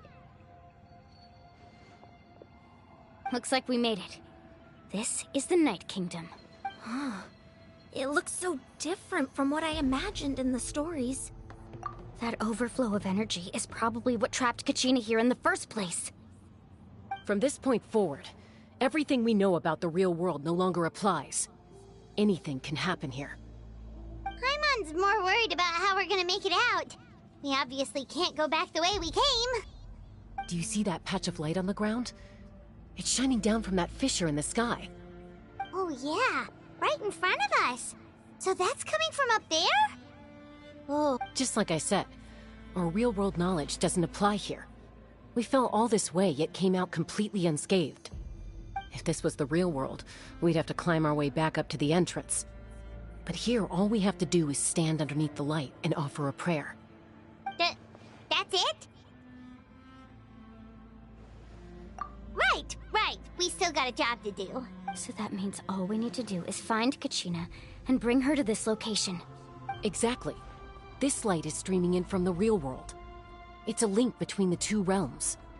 The terrain looks difficult to navigate, and the visibility's not great either. How are we supposed to find Kachina in these conditions? Yeah, these floating black things don't look super friendly either. Those are all manifestations of abyssal power. Be careful. Ghost! A talking ghost! Calm down, I'm here to help. You're the ones who helped Vichama, right? Yes, I'm Vichama's friend, Malco. I was completely lost to this realm until I sensed a mysterious power calling out to me. It's like it was seeking me out, attempting to reassemble the pieces of who I used to be.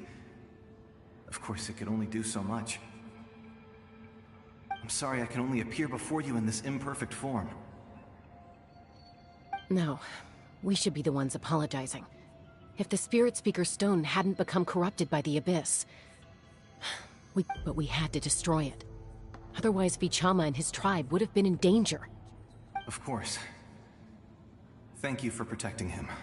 I never imagined that, even after all these years, he'd still take such a risk for me. Under the power of the stone, it felt like our souls were connected. Turns out even our regrets were exactly the same. Whether in triumph or death, you want your best friend by your side. Exactly. That may not be in the cards for us, but it's not too late for you. You're looking for a young girl from the Children of Echoes, right? She's being chased by an embodiment of abyssal power. I'd like to help her while I'm still in this form, so follow me. Be careful. This place has been severely corroded by the Abyss. Paimon didn't realize it had gotten this bad. It's like a seething volcano ready to engulf our world at any moment. Ouch! Quick, get back here. You can't go on. Stick close to me. My power will be able to ward off attacks for the time being.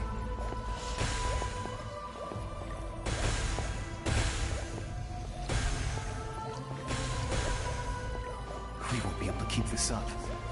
Let's try another route. This way.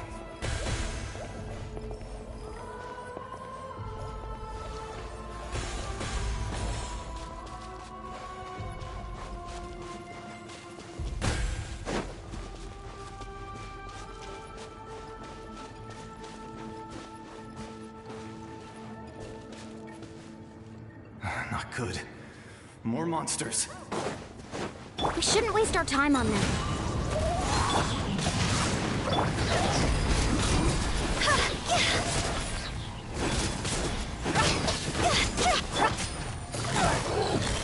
Quietly now.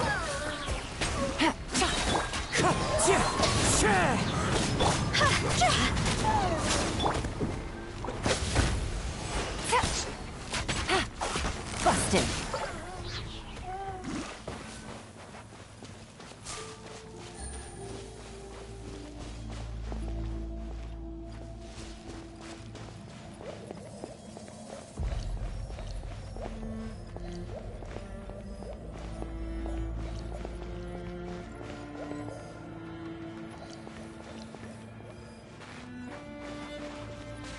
Oh, Paimon can't see anything! It's easy to get lost here. Just stick close.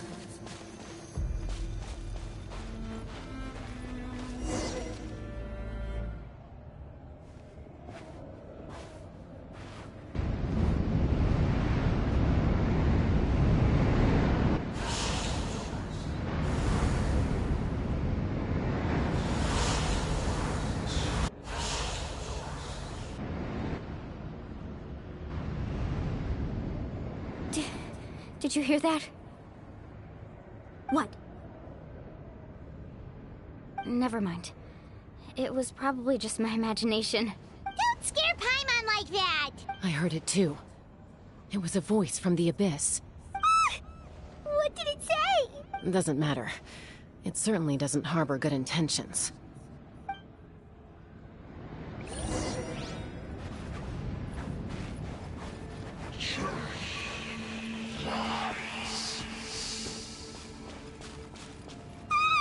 Paimon just heard it too!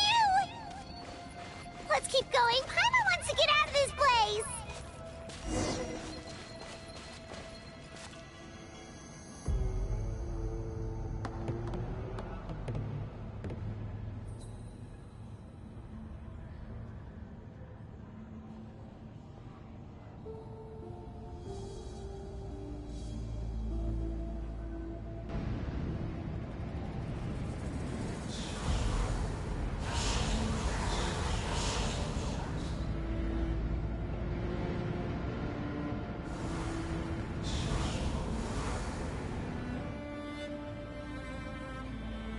We're here, Kachina!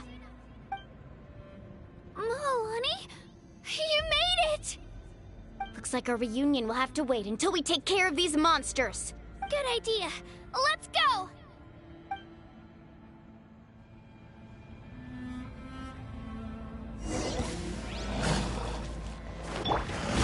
Clouds high. Here comes the catch. Cross over! Go!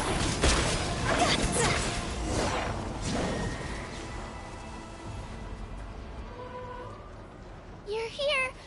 You're finally here. Thank you so much. That monster can appear from anywhere.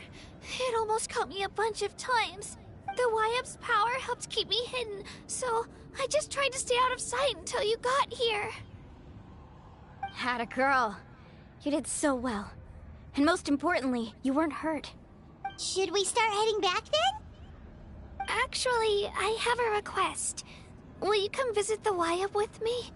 I can't exactly put it into words, but something's wrong with the Ode of Resurrection. And I know it has something to do with the contamination from the abyss. That was the Pyro Archon's theory as well. Everything we've seen here certainly seems to back it up. In the Night Kingdom, there are 6 main totem poles representing the Y-Up of each tribe. You can think of them like the body of each Y-Up. Additional totem poles, like there are countless proxies, but if a proxy were to become severely contaminated, then a soul could become lost within the Night Kingdom. Judging by the current situation, I don't think we're dealing with just one contaminated proxy.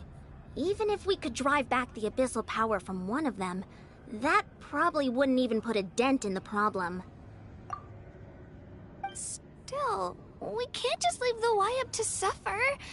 It's protected me this whole time. I agree. We might even manage to draw out the monster that's been hunting Kachina. Getting rid of the monster might slow down the deterioration of the Night Kingdom.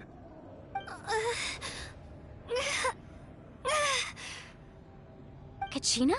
What's wrong? Nothing. Just a headache.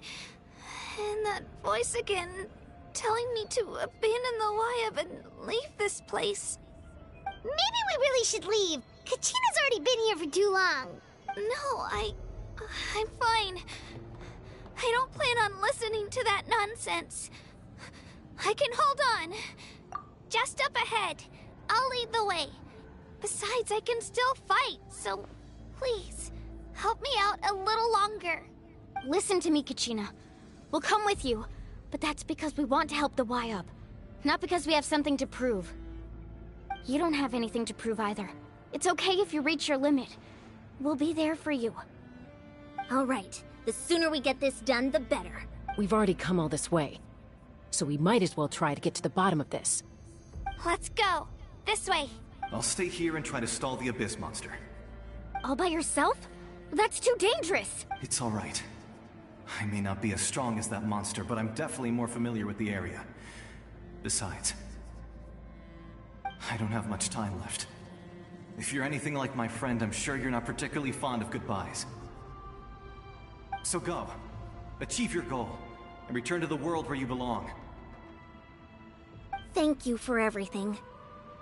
You're a true hero. Thank you. No one fights alone.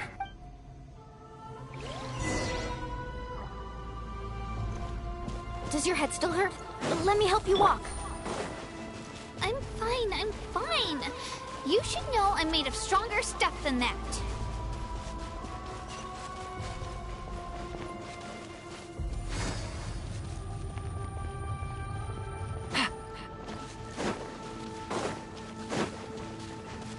Take it easy.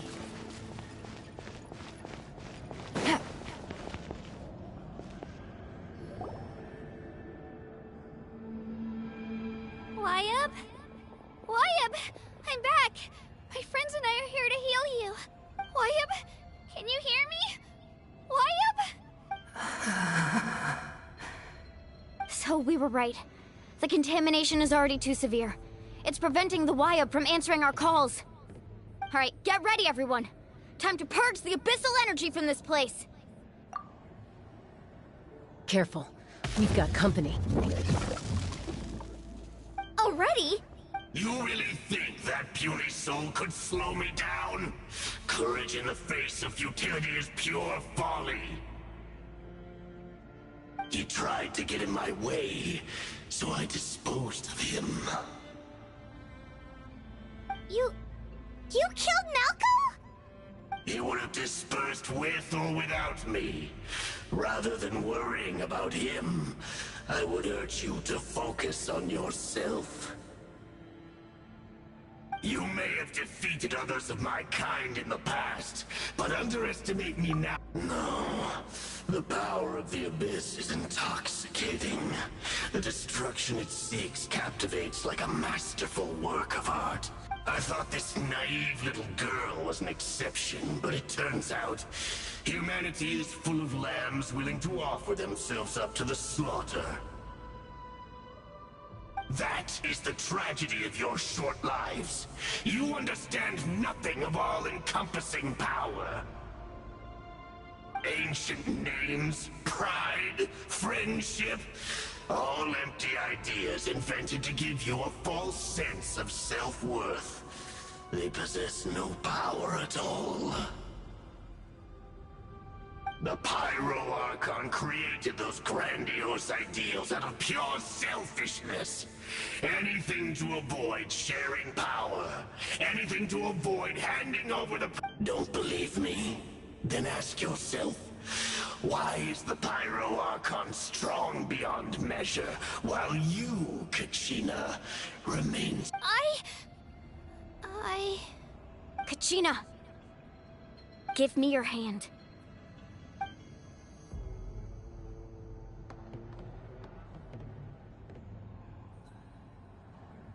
Feel that? I'm right here next to you. Thanks, Moalani. You're right. I have nothing to fear. Because I'm not alone anymore. You're right. Maybe comforting ideals don't have any power, but you also couldn't be more wrong. You've never had to work for your own strength, so you will never understand the true source of our power. What? The courage we have to stand before you and not back down? It comes from our friendship. The power lies not in the ideal itself, but in our commitment to upholding that ideal, and in our decision to stand together and fight! Well said! Let's go, Kachina. It shouldn't take more than two of us to handle an enemy like this. Sorry in advance, but you deserve what's coming to you! There aren't many in Natlan who can beat us when we're together. It's time he got a taste of that kind of power.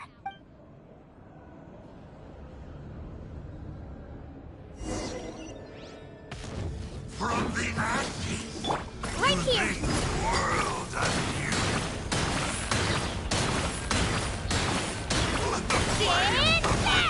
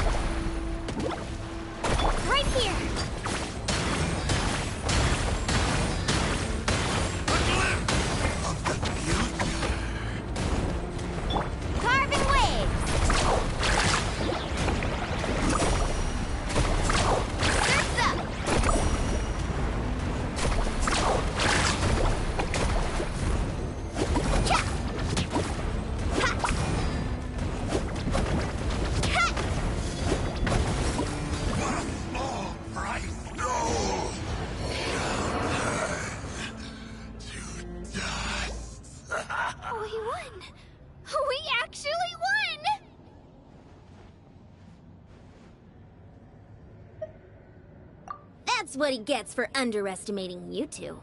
Fantastic work, Kachina. Absolutely fantastic.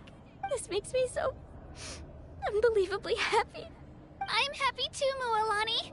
Together we really are unstoppable. Huh? What's happening?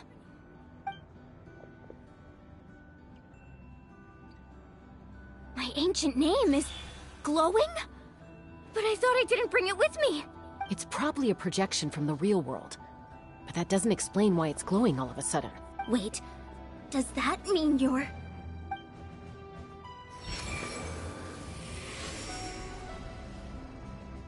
That was a bold move, diving headfirst into the fire to save your friend, especially in a place so overrun with abyssal corruption. Still, seeing you pull it off was really something. Everything you said was exactly right. As isolated individuals, we stand no chance against the power of the Abyss. It took years' worth of scars and lots of unnecessary suffering for me to understand that for myself. The Pyro Archon's plan will unite us as one. Everyone has a part to play. Only then will we have the power to defeat the strongest of foes. Who are you? Tupac, a warrior from the people of the Springs. I fought against the Abyss during the invasion 500 years ago. I've heard that name before.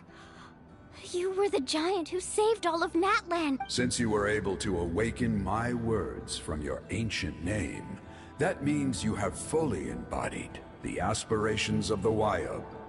Under the name Umoja, you shall unite the tribes and save Natlan from its impending doom. Me? As long as blood still runs through your veins, even the tiniest spark of steel against stone can ignite a flame.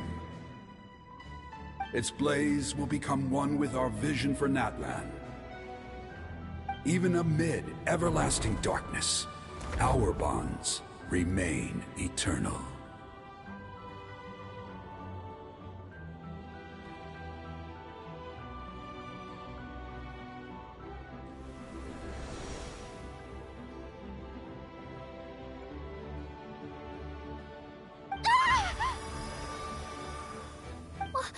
What's wrong, Mualani?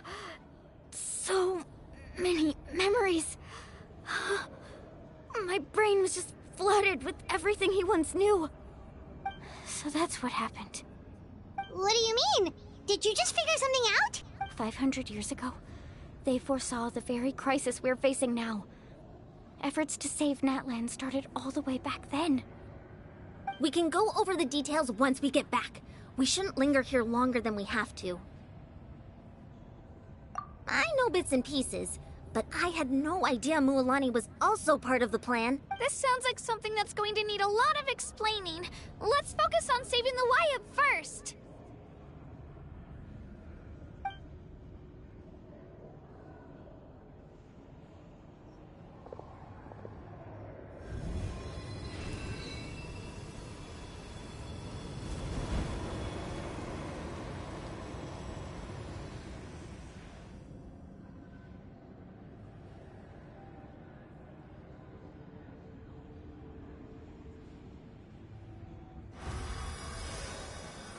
Okay, that should be enough. Wayub? Wayub? Can you hear me? I hear your voice, Kachina. My dear child. Great. Well then, I'm afraid it's time to say goodbye. I just wanted to make sure you were okay before we leave, but we can't afford to stay here any longer. I was going to ask why you bestowed an ancient name upon someone like me. I'll keep searching within myself for the answer. I'll never stop trying to improve my strength. One day... You are already an outstanding child in my eyes, Kachina. No matter what happens. Huh? You are all my most beloved children.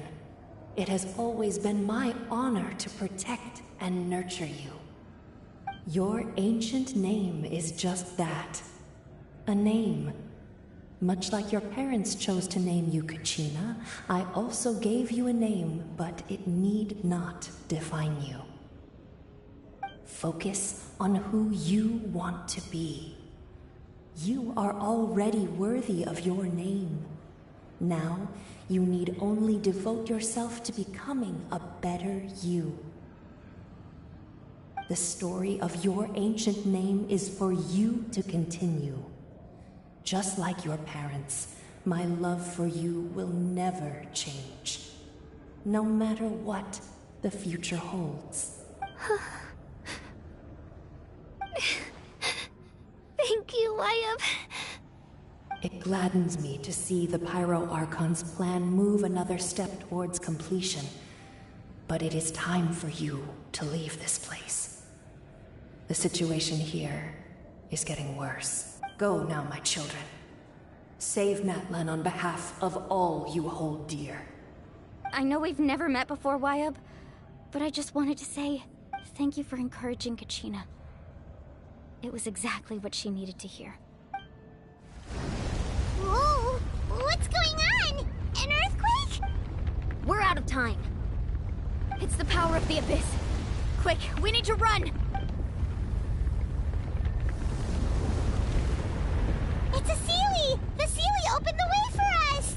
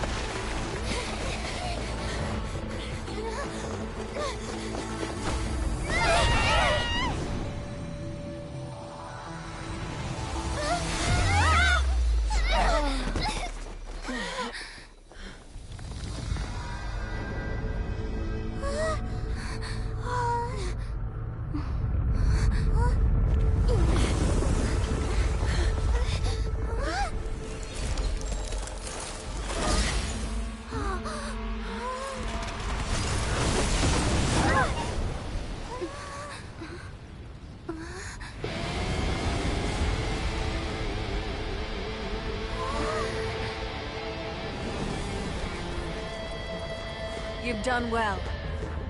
Now come home.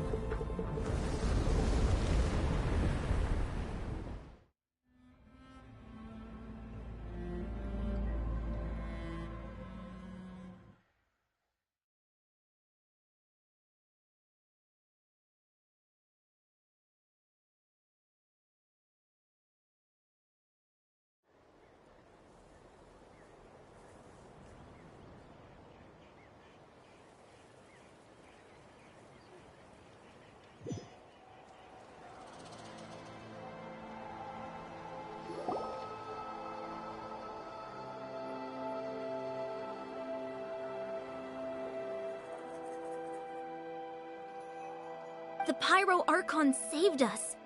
But she's not here. Yeah, didn't she say she used it all up? She's still in the Speaker's Chamber. What we saw in the Night Kingdom was just her consciousness.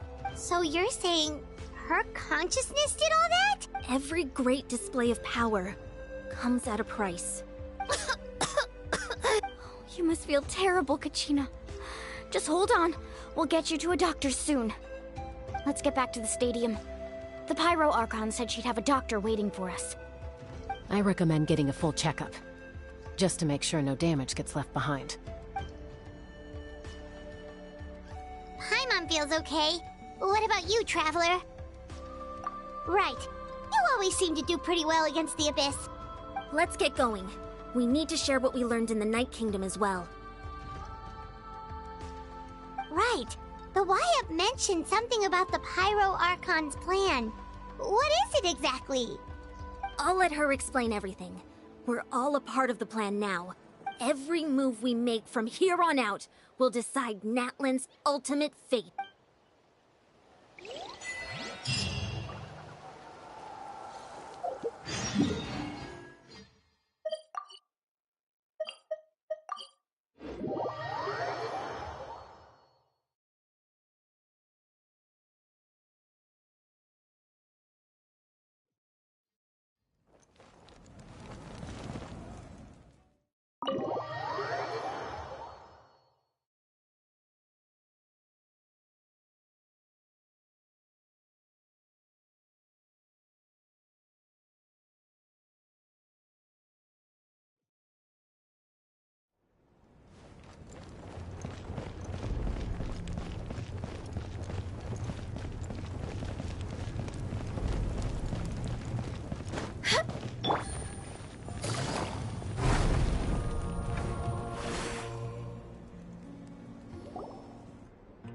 Huh. There's a lot less stuff here than before. It's good to see you all here in one piece. I know you must have a lot of questions, but let Koichi check you over first. It's best not to let any lingering effects of the Abyss go untreated. Thank goodness you made it back. I came here as soon as the Pyro Archon told me about your plan. Take a seat, everybody. I'll examine you one by one.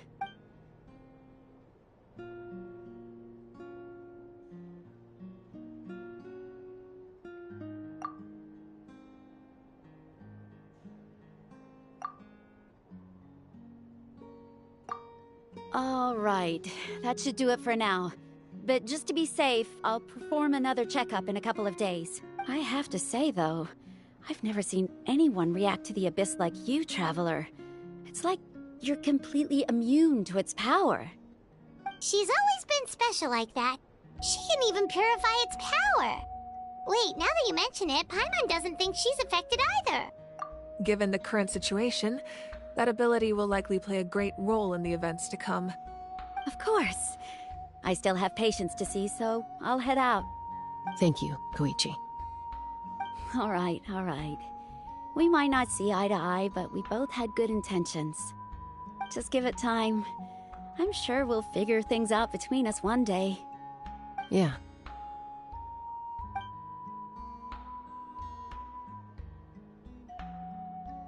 All right. There's so much to discuss, I don't even know where to begin. You've seen it for yourselves now. The devastation in the Night Kingdom. I'll get straight to the point. Natlan is on the verge of destruction. It's very possible our nation has less than a year before total devastation. Huh? No. That can't be true, can it? That's right. But I've only ever disclosed that fact to the handful of people working with me to save this nation. Our looming destruction is not a recent development, but the inevitable conclusion of the disaster the Abyss initiated 500 years ago. Mualani told us a little bit about that. 500 years ago, all the nations of Teyvat were invaded by the Abyss.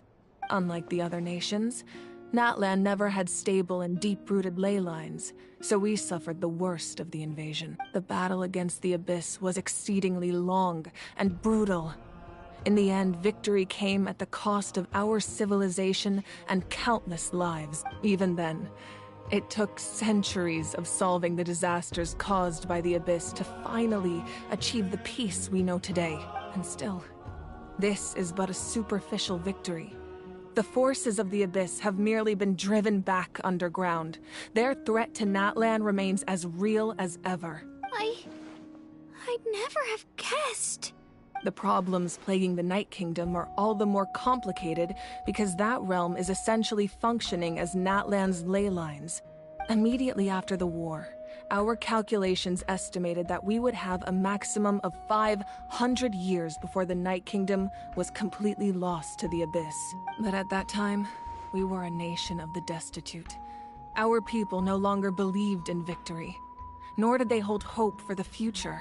Our civilization was dying, our faith crumbling, and the line of power passed down from the Wyab nearly severed. If we didn't bring the nation back together, it would be foolish to even dream of defeating the Abyss in the future. So, the Archon had a long and involved discussion with the heroes of each tribe, and finally came up with a 500-year-long plan to save Natlan. So that's what happened. After finding Kachina, I encountered a strange figure who gave me a series of new memories. Since the plan was mentioned in those memories, I guess I've been chosen to play an important role in it, but there's still something I don't understand. Those memories showed me the Pyro Archon from back then, and it was you. Huh? But that doesn't make any sense! The Pyro Archon is supposed to be human. It's impossible for a human to live that long. That's right. The hardest thing for humans to overcome has always been time, or rather, the natural limitations of our lifespan. A god can extend a human's life by using a certain amount of divine power, or subjecting them to a curse. But, as we all know, Natlan doesn't have gods like that. We can only rely on our own methods. A human life is like a flame destined to be extinguished. 500 years ago, I placed my life within the sacred flame. Only by dying before my time could I have the chance to wake up again. So, in other words, this is your second life? Yes. We only managed to defeat the Abyss all those years ago because the tribes came together as one. If the Natlan of the future was to have a fighting chance, the Pyro Archons that came after the war had to rebuild the decimated tribes. The goal was to reunite the people and restore the strength of each tribe's Wyab. Once a tribe was back to its full strength, the tribe's Wyab would select a hero, indicating the tribe was once again ready for war. The Chosen would then stand by my side in defense of our nation, just like great heroes of old, 500 years ago. So that means I'm one of the Chosen? That's right. You bear the ancient name Umoja, the same one held by the hero from your tribe 500 years ago. It means unity. After your adventure in the Night Kingdom, I trust you've come to fully understand the meaning of that name. So in other words, you always knew who the Wyab were going to pick from each tribe? Yes. According to the plan, each tribe was supposed to have been fully restored by the time I awoke. But something went wrong along the way. The 6 heroes successfully inherited the ancient names from 500 years ago, but the intel regarding the plan wasn't passed on to them. Once again, it comes down to the deterioration of the Night Kingdom. Communication between the Sacred Flame and the Wyab has been blocked. Just like how the Ode of Resurrection failed to bring Kachina back. Exactly. It's just another tactic the Abyss is using against us. The Abyss may not possess intelligence, but its methods certainly aren't easy to counter. If we want to unblock that information from being passed on, my presence alone isn't enough. The ancient name-bearer must establish a greater connection to their name. So, I've tried my best to help them from the sidelines. Currently, Shilonen of the Children of Echoes, Kinich of the Scions of the Canopy, and Iansan of the Collective of Plenty have all been acknowledged by their names. During your adventure, you too earned the acknowledgement of your Wyab, Mualani.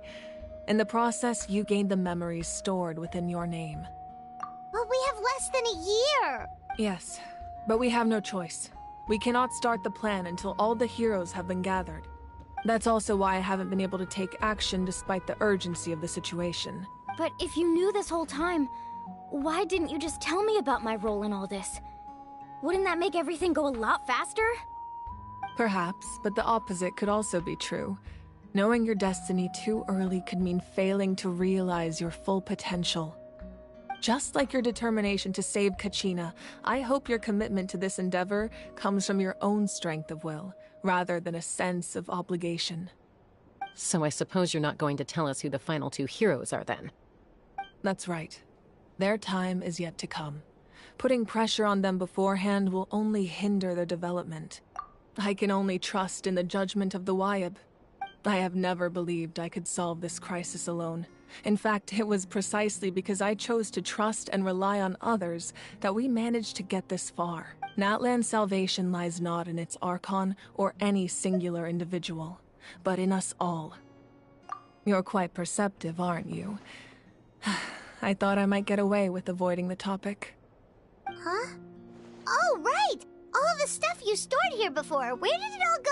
Even though I sacrificed my power, I still needed a contingency plan to ensure you would make it back from the Night Kingdom. After all, I was the one who allowed you to take that risk, and Mualani has an important role to play in my plan. In addition to their sentimental value, the items I stored here held a much more important purpose. Fuel. Fuel? Yes. The stories embodied by those items are certainly important, but there's an even more significant trait they all share. Over time, they became imbued with a certain amount of contending fire from being carried in battle. On their own, each item's power is limited, but together, their combined effect can prove quite useful in a dire situation. By burning those items, I was able to activate the contending fire stored within them to open the boundary between the two worlds. It was a rather crude approach, so all their power was depleted in an instant, as you can see. But weren't they all precious treasures? What about their stories? That's exactly why I dragged you all here. No matter what, I never wanted the Pyro Archon to have to use that power. You have nothing to be sorry for. You all deserve my thanks, actually. If you hadn't saved the totem pole, that area of the Night Kingdom would have been forever lost to the Abyss. And then, it would only be a matter of time before the Children of Echoes was met with disaster. Besides, when those heroes entrusted their belongings to me, or the Pyro Archon of their time, it was out of a desire to contribute to Natlan's survival. If they knew those items helped save the present-day heroes of Natlan, they would not mourn their loss.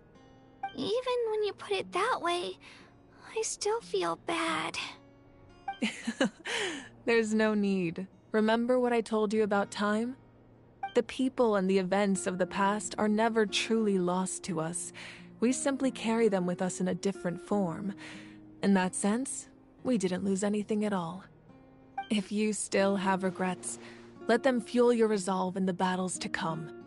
Your deeds will become new legends and nurture new forms of power just like the items once stored here. Well, we'd still like to return the favor. Well, if that's the case, just treat me to a drink sometime. Now that Kachina has returned, we can finally hold the victory feast and celebrate your team's triumph in the Night Warden Wars. And we could all use the rest, that's for sure.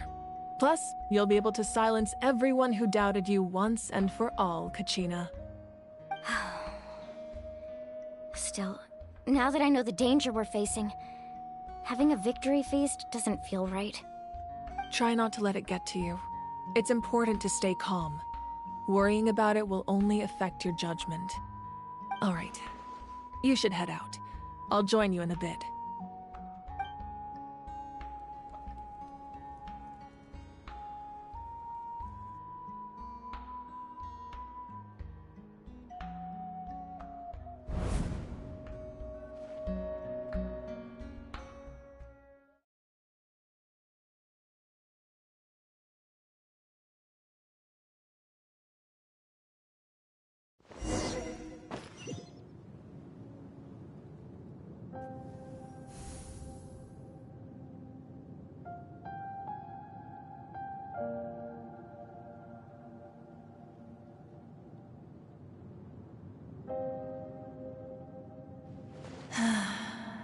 When I was young, I used to sit by the hot springs and listen to the stories of warriors from all over Natlan. They attract people from all walks of life. Friends come easy here, no matter what tribe you're from. The people of the springs have never claimed the hot springs as their own private property. They are there to bring all hot spring buddies together. It's been really nice, seeing the children of my tribe get older. It's helped me gradually understand the true value of the springs.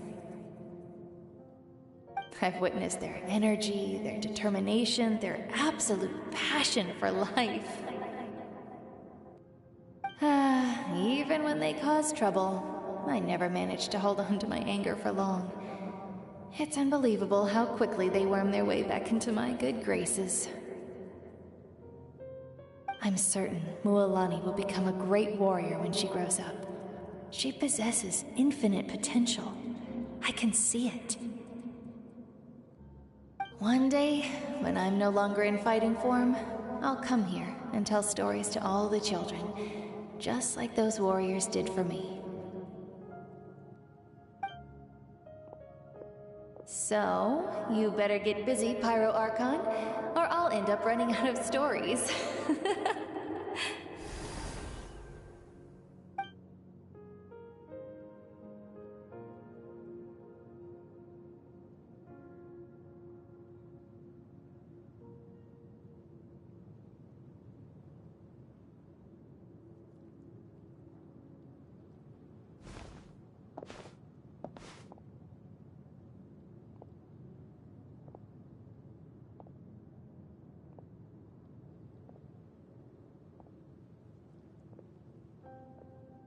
Our nation is engulfed in darkness. Our tribes stand divided, and yet you promise victory in the distant future. The Abyss is a cunning enemy, one that I faced in battle many times. Were that not the case, I would never understand exercising this degree of caution. My rage will never know absolution. Then my power will no longer aid you in victory. But you came to me because you knew you could convince me with just a single sentence. I understand your choice. The heroes of today will forge the path ahead with blood and fire. Just remember to earn us the victory we are owed. Otherwise, rest assured, I'll find a way to collect the debt. For Natlan.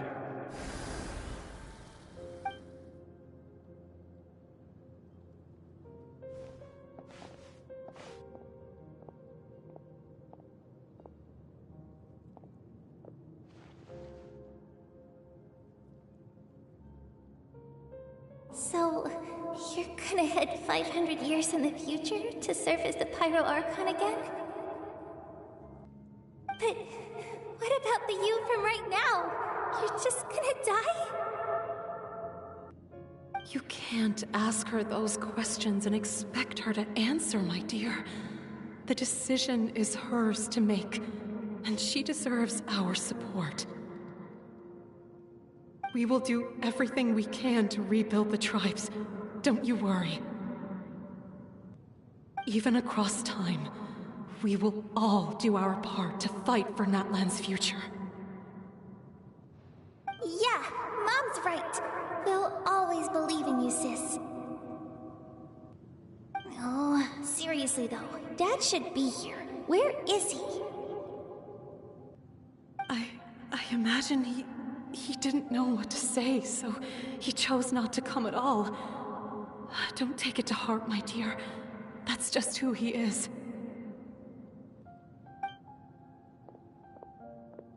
Just remember, no matter what happens in the future, we will always love you.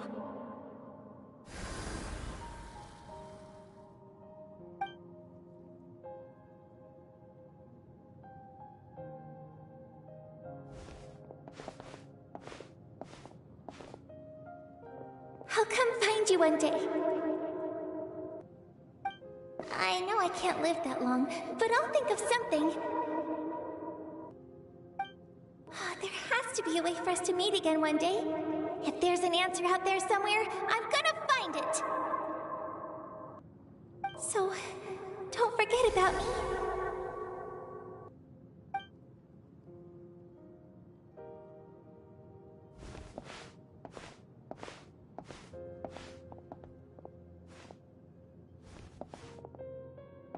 If that's your decision, then you have my full support, Archon. May our children live to see such a lovely son. For Natlan! No one fights alone.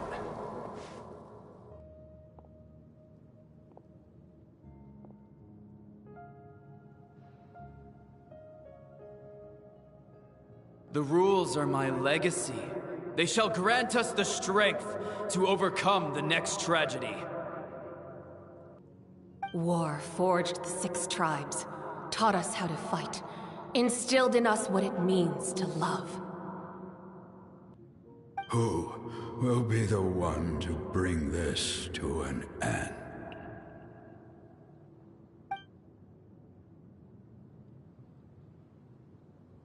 We are the inheritors of memory and legend. Those who grew alongside sun and wind. Those who forged our own destiny and future. That is Natlan's fire. The lifeblood of our nation.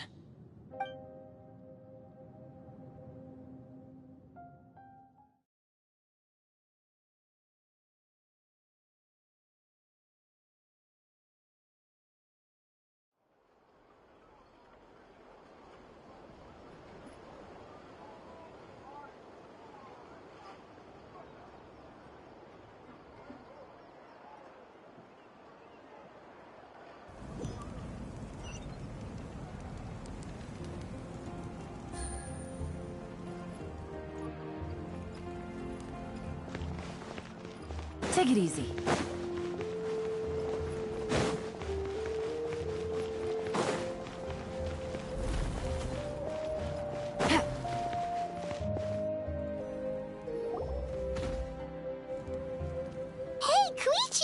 You here for the victory feast too? Oh, no. I knew Chaska would be here, so I just came to deliver some medicine. I was about to leave, actually. But it's not that I don't want to celebrate Kachina and the others. I'm so glad she made it back. It's just... well, I'll make things awkward if I'm around my sister right now. Ah, well, you two had a fight, so Paimon can understand. She didn't cause any trouble during your trip, right? Yeah, she was super helpful. She gave us a lot of useful information about the Abyss. That's good. That's all I needed to know. Is there a reason you asked? You were pretty outspoken when we first met, but now it's like you're holding something back. Maybe it seemed unreasonable, picking that fight with her before you left, but I did it for a reason. Her impulse to fight is extremely strong. Her mental strength helps her rein it in, but she still loses control sometimes. I had no idea what you might face in the Night Kingdom, so I didn't want to take any chances. So what you're saying is... Okay, so maybe it sounds a little stupid, but it works pretty well. It helps her keep her cool for a little while, at least. Anyway, I'm just glad you were able to make it back safe and sound. That's all I wanted. But do you really have to go that far? Can't you just talk it out? No way. Chaska never opens up about her own pain, especially to her family. She can't learn about this, or it'll be even harder to help her. I appreciate the understanding, and don't worry. I'll find a way to help her ease this burden. Anyway, I need to get going. Enjoy the celebration. Oh, and if you ever need a doctor, you know who to find. Huh. Who would have thought there was a deeper reason behind their arguing? In the end, it's all the Abyss's fault. Paimon's had enough of them.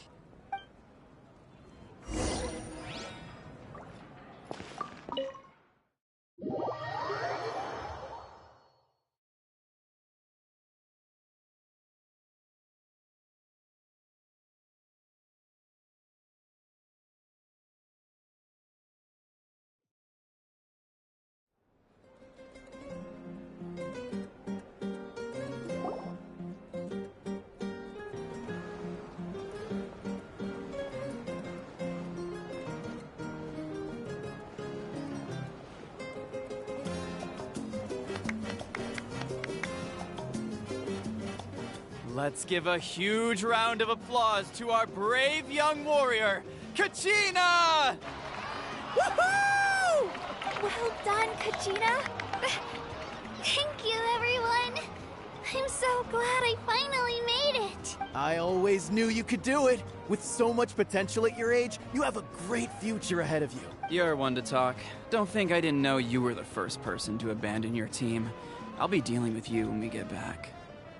I had no choice. My friend invited me. I couldn't just say no. Oh, really? So you weren't just trying to get ahead in the first round? I wasn't, I swear. I just happened to find that bearer injured in the wild. So when he insisted on repaying the favor, what was I supposed to do? I'm just one person. I figured Kachina would have no trouble replacing me.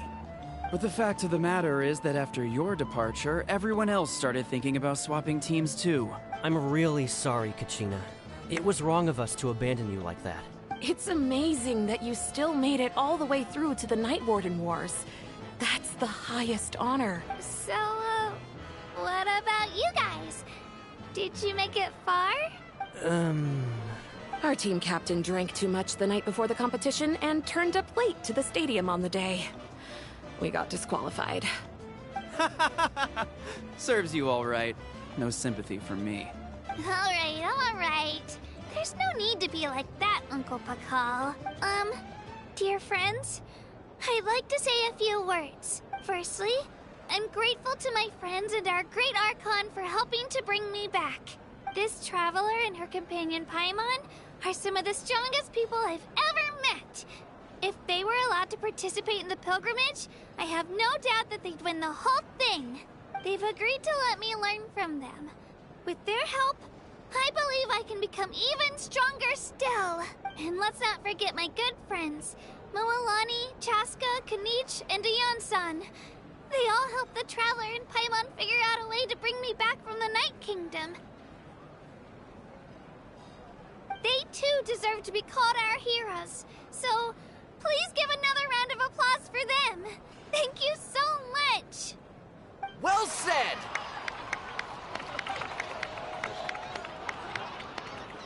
I'll drink to that. How does it feel being a hero, Kachina? To be honest, it's a bit overwhelming. It all just feels so... Well, you better get used to it! Next up, undefeated champion! Hey, please don't make fun of me.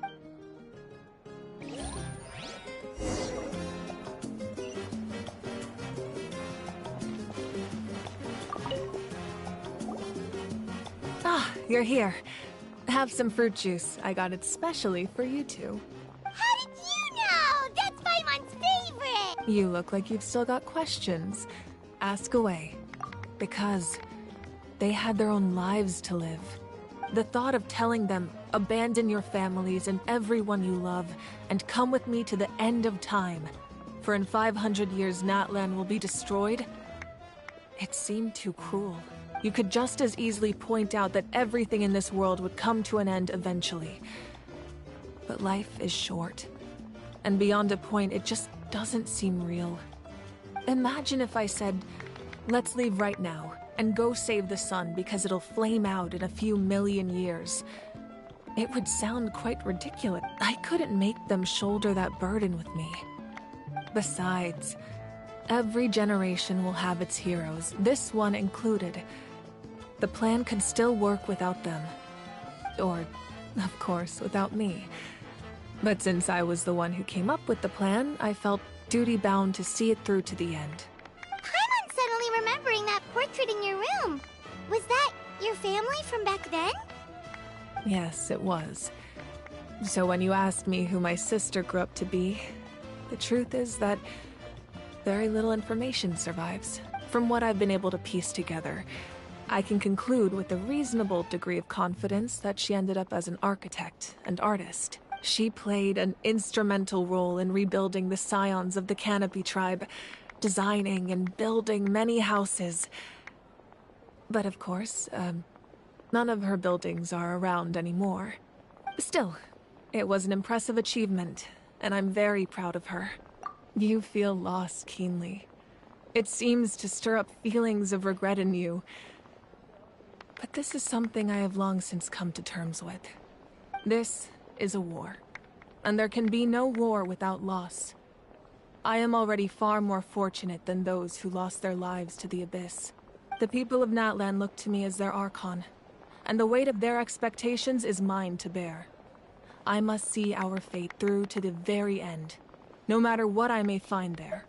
Yeah, doesn't that mean the way everything ends has already been written, including your plan? I suppose, but so what? Don't forget, time takes many forms. The past, present, and future coexist, and all are equally important. Even if the future ends in destruction, there's still no reason to give up on the here and now. And it's precisely because we humans cannot know our fate that we will never give up on our struggle. This is a pivotal moment. We are still 2 heroes short. Well, 3 to be precise. There's one further hero who I'm hoping to get on my side, whatever it takes. Your resistance to the corrupting power of the Abyss is truly remarkable. It would easily make you an all-important figure in the upcoming battle. If you agree to join us, you will not only gain my full support in your journey, but I will also forge a brand new ancient name for you. Ancient names can be forged? They can. Several strict conditions must be met, but if they couldn't be forged at all, then the number of them in circulation would have long dwindled to 0. Possessing an ancient name would mean that your adventures in Natlan are recorded in full. Your stories would be remembered by our people for all the years to come. The Ode of Resurrection may have temporarily lost its power, but still, take this as my personal guarantee that I shall never let you fall. Just like in the Night Kingdom, I will be there for you. That is a promise I will fulfill at all costs. This nation always honors its heroes. Yeah, we can't just ignore the situation here. Wonderful. Then I'll reach out to Shilonen right away. She's the one who will forge the name. We've never forged an ancient name for an Outlander before, but I trust she'll find a way.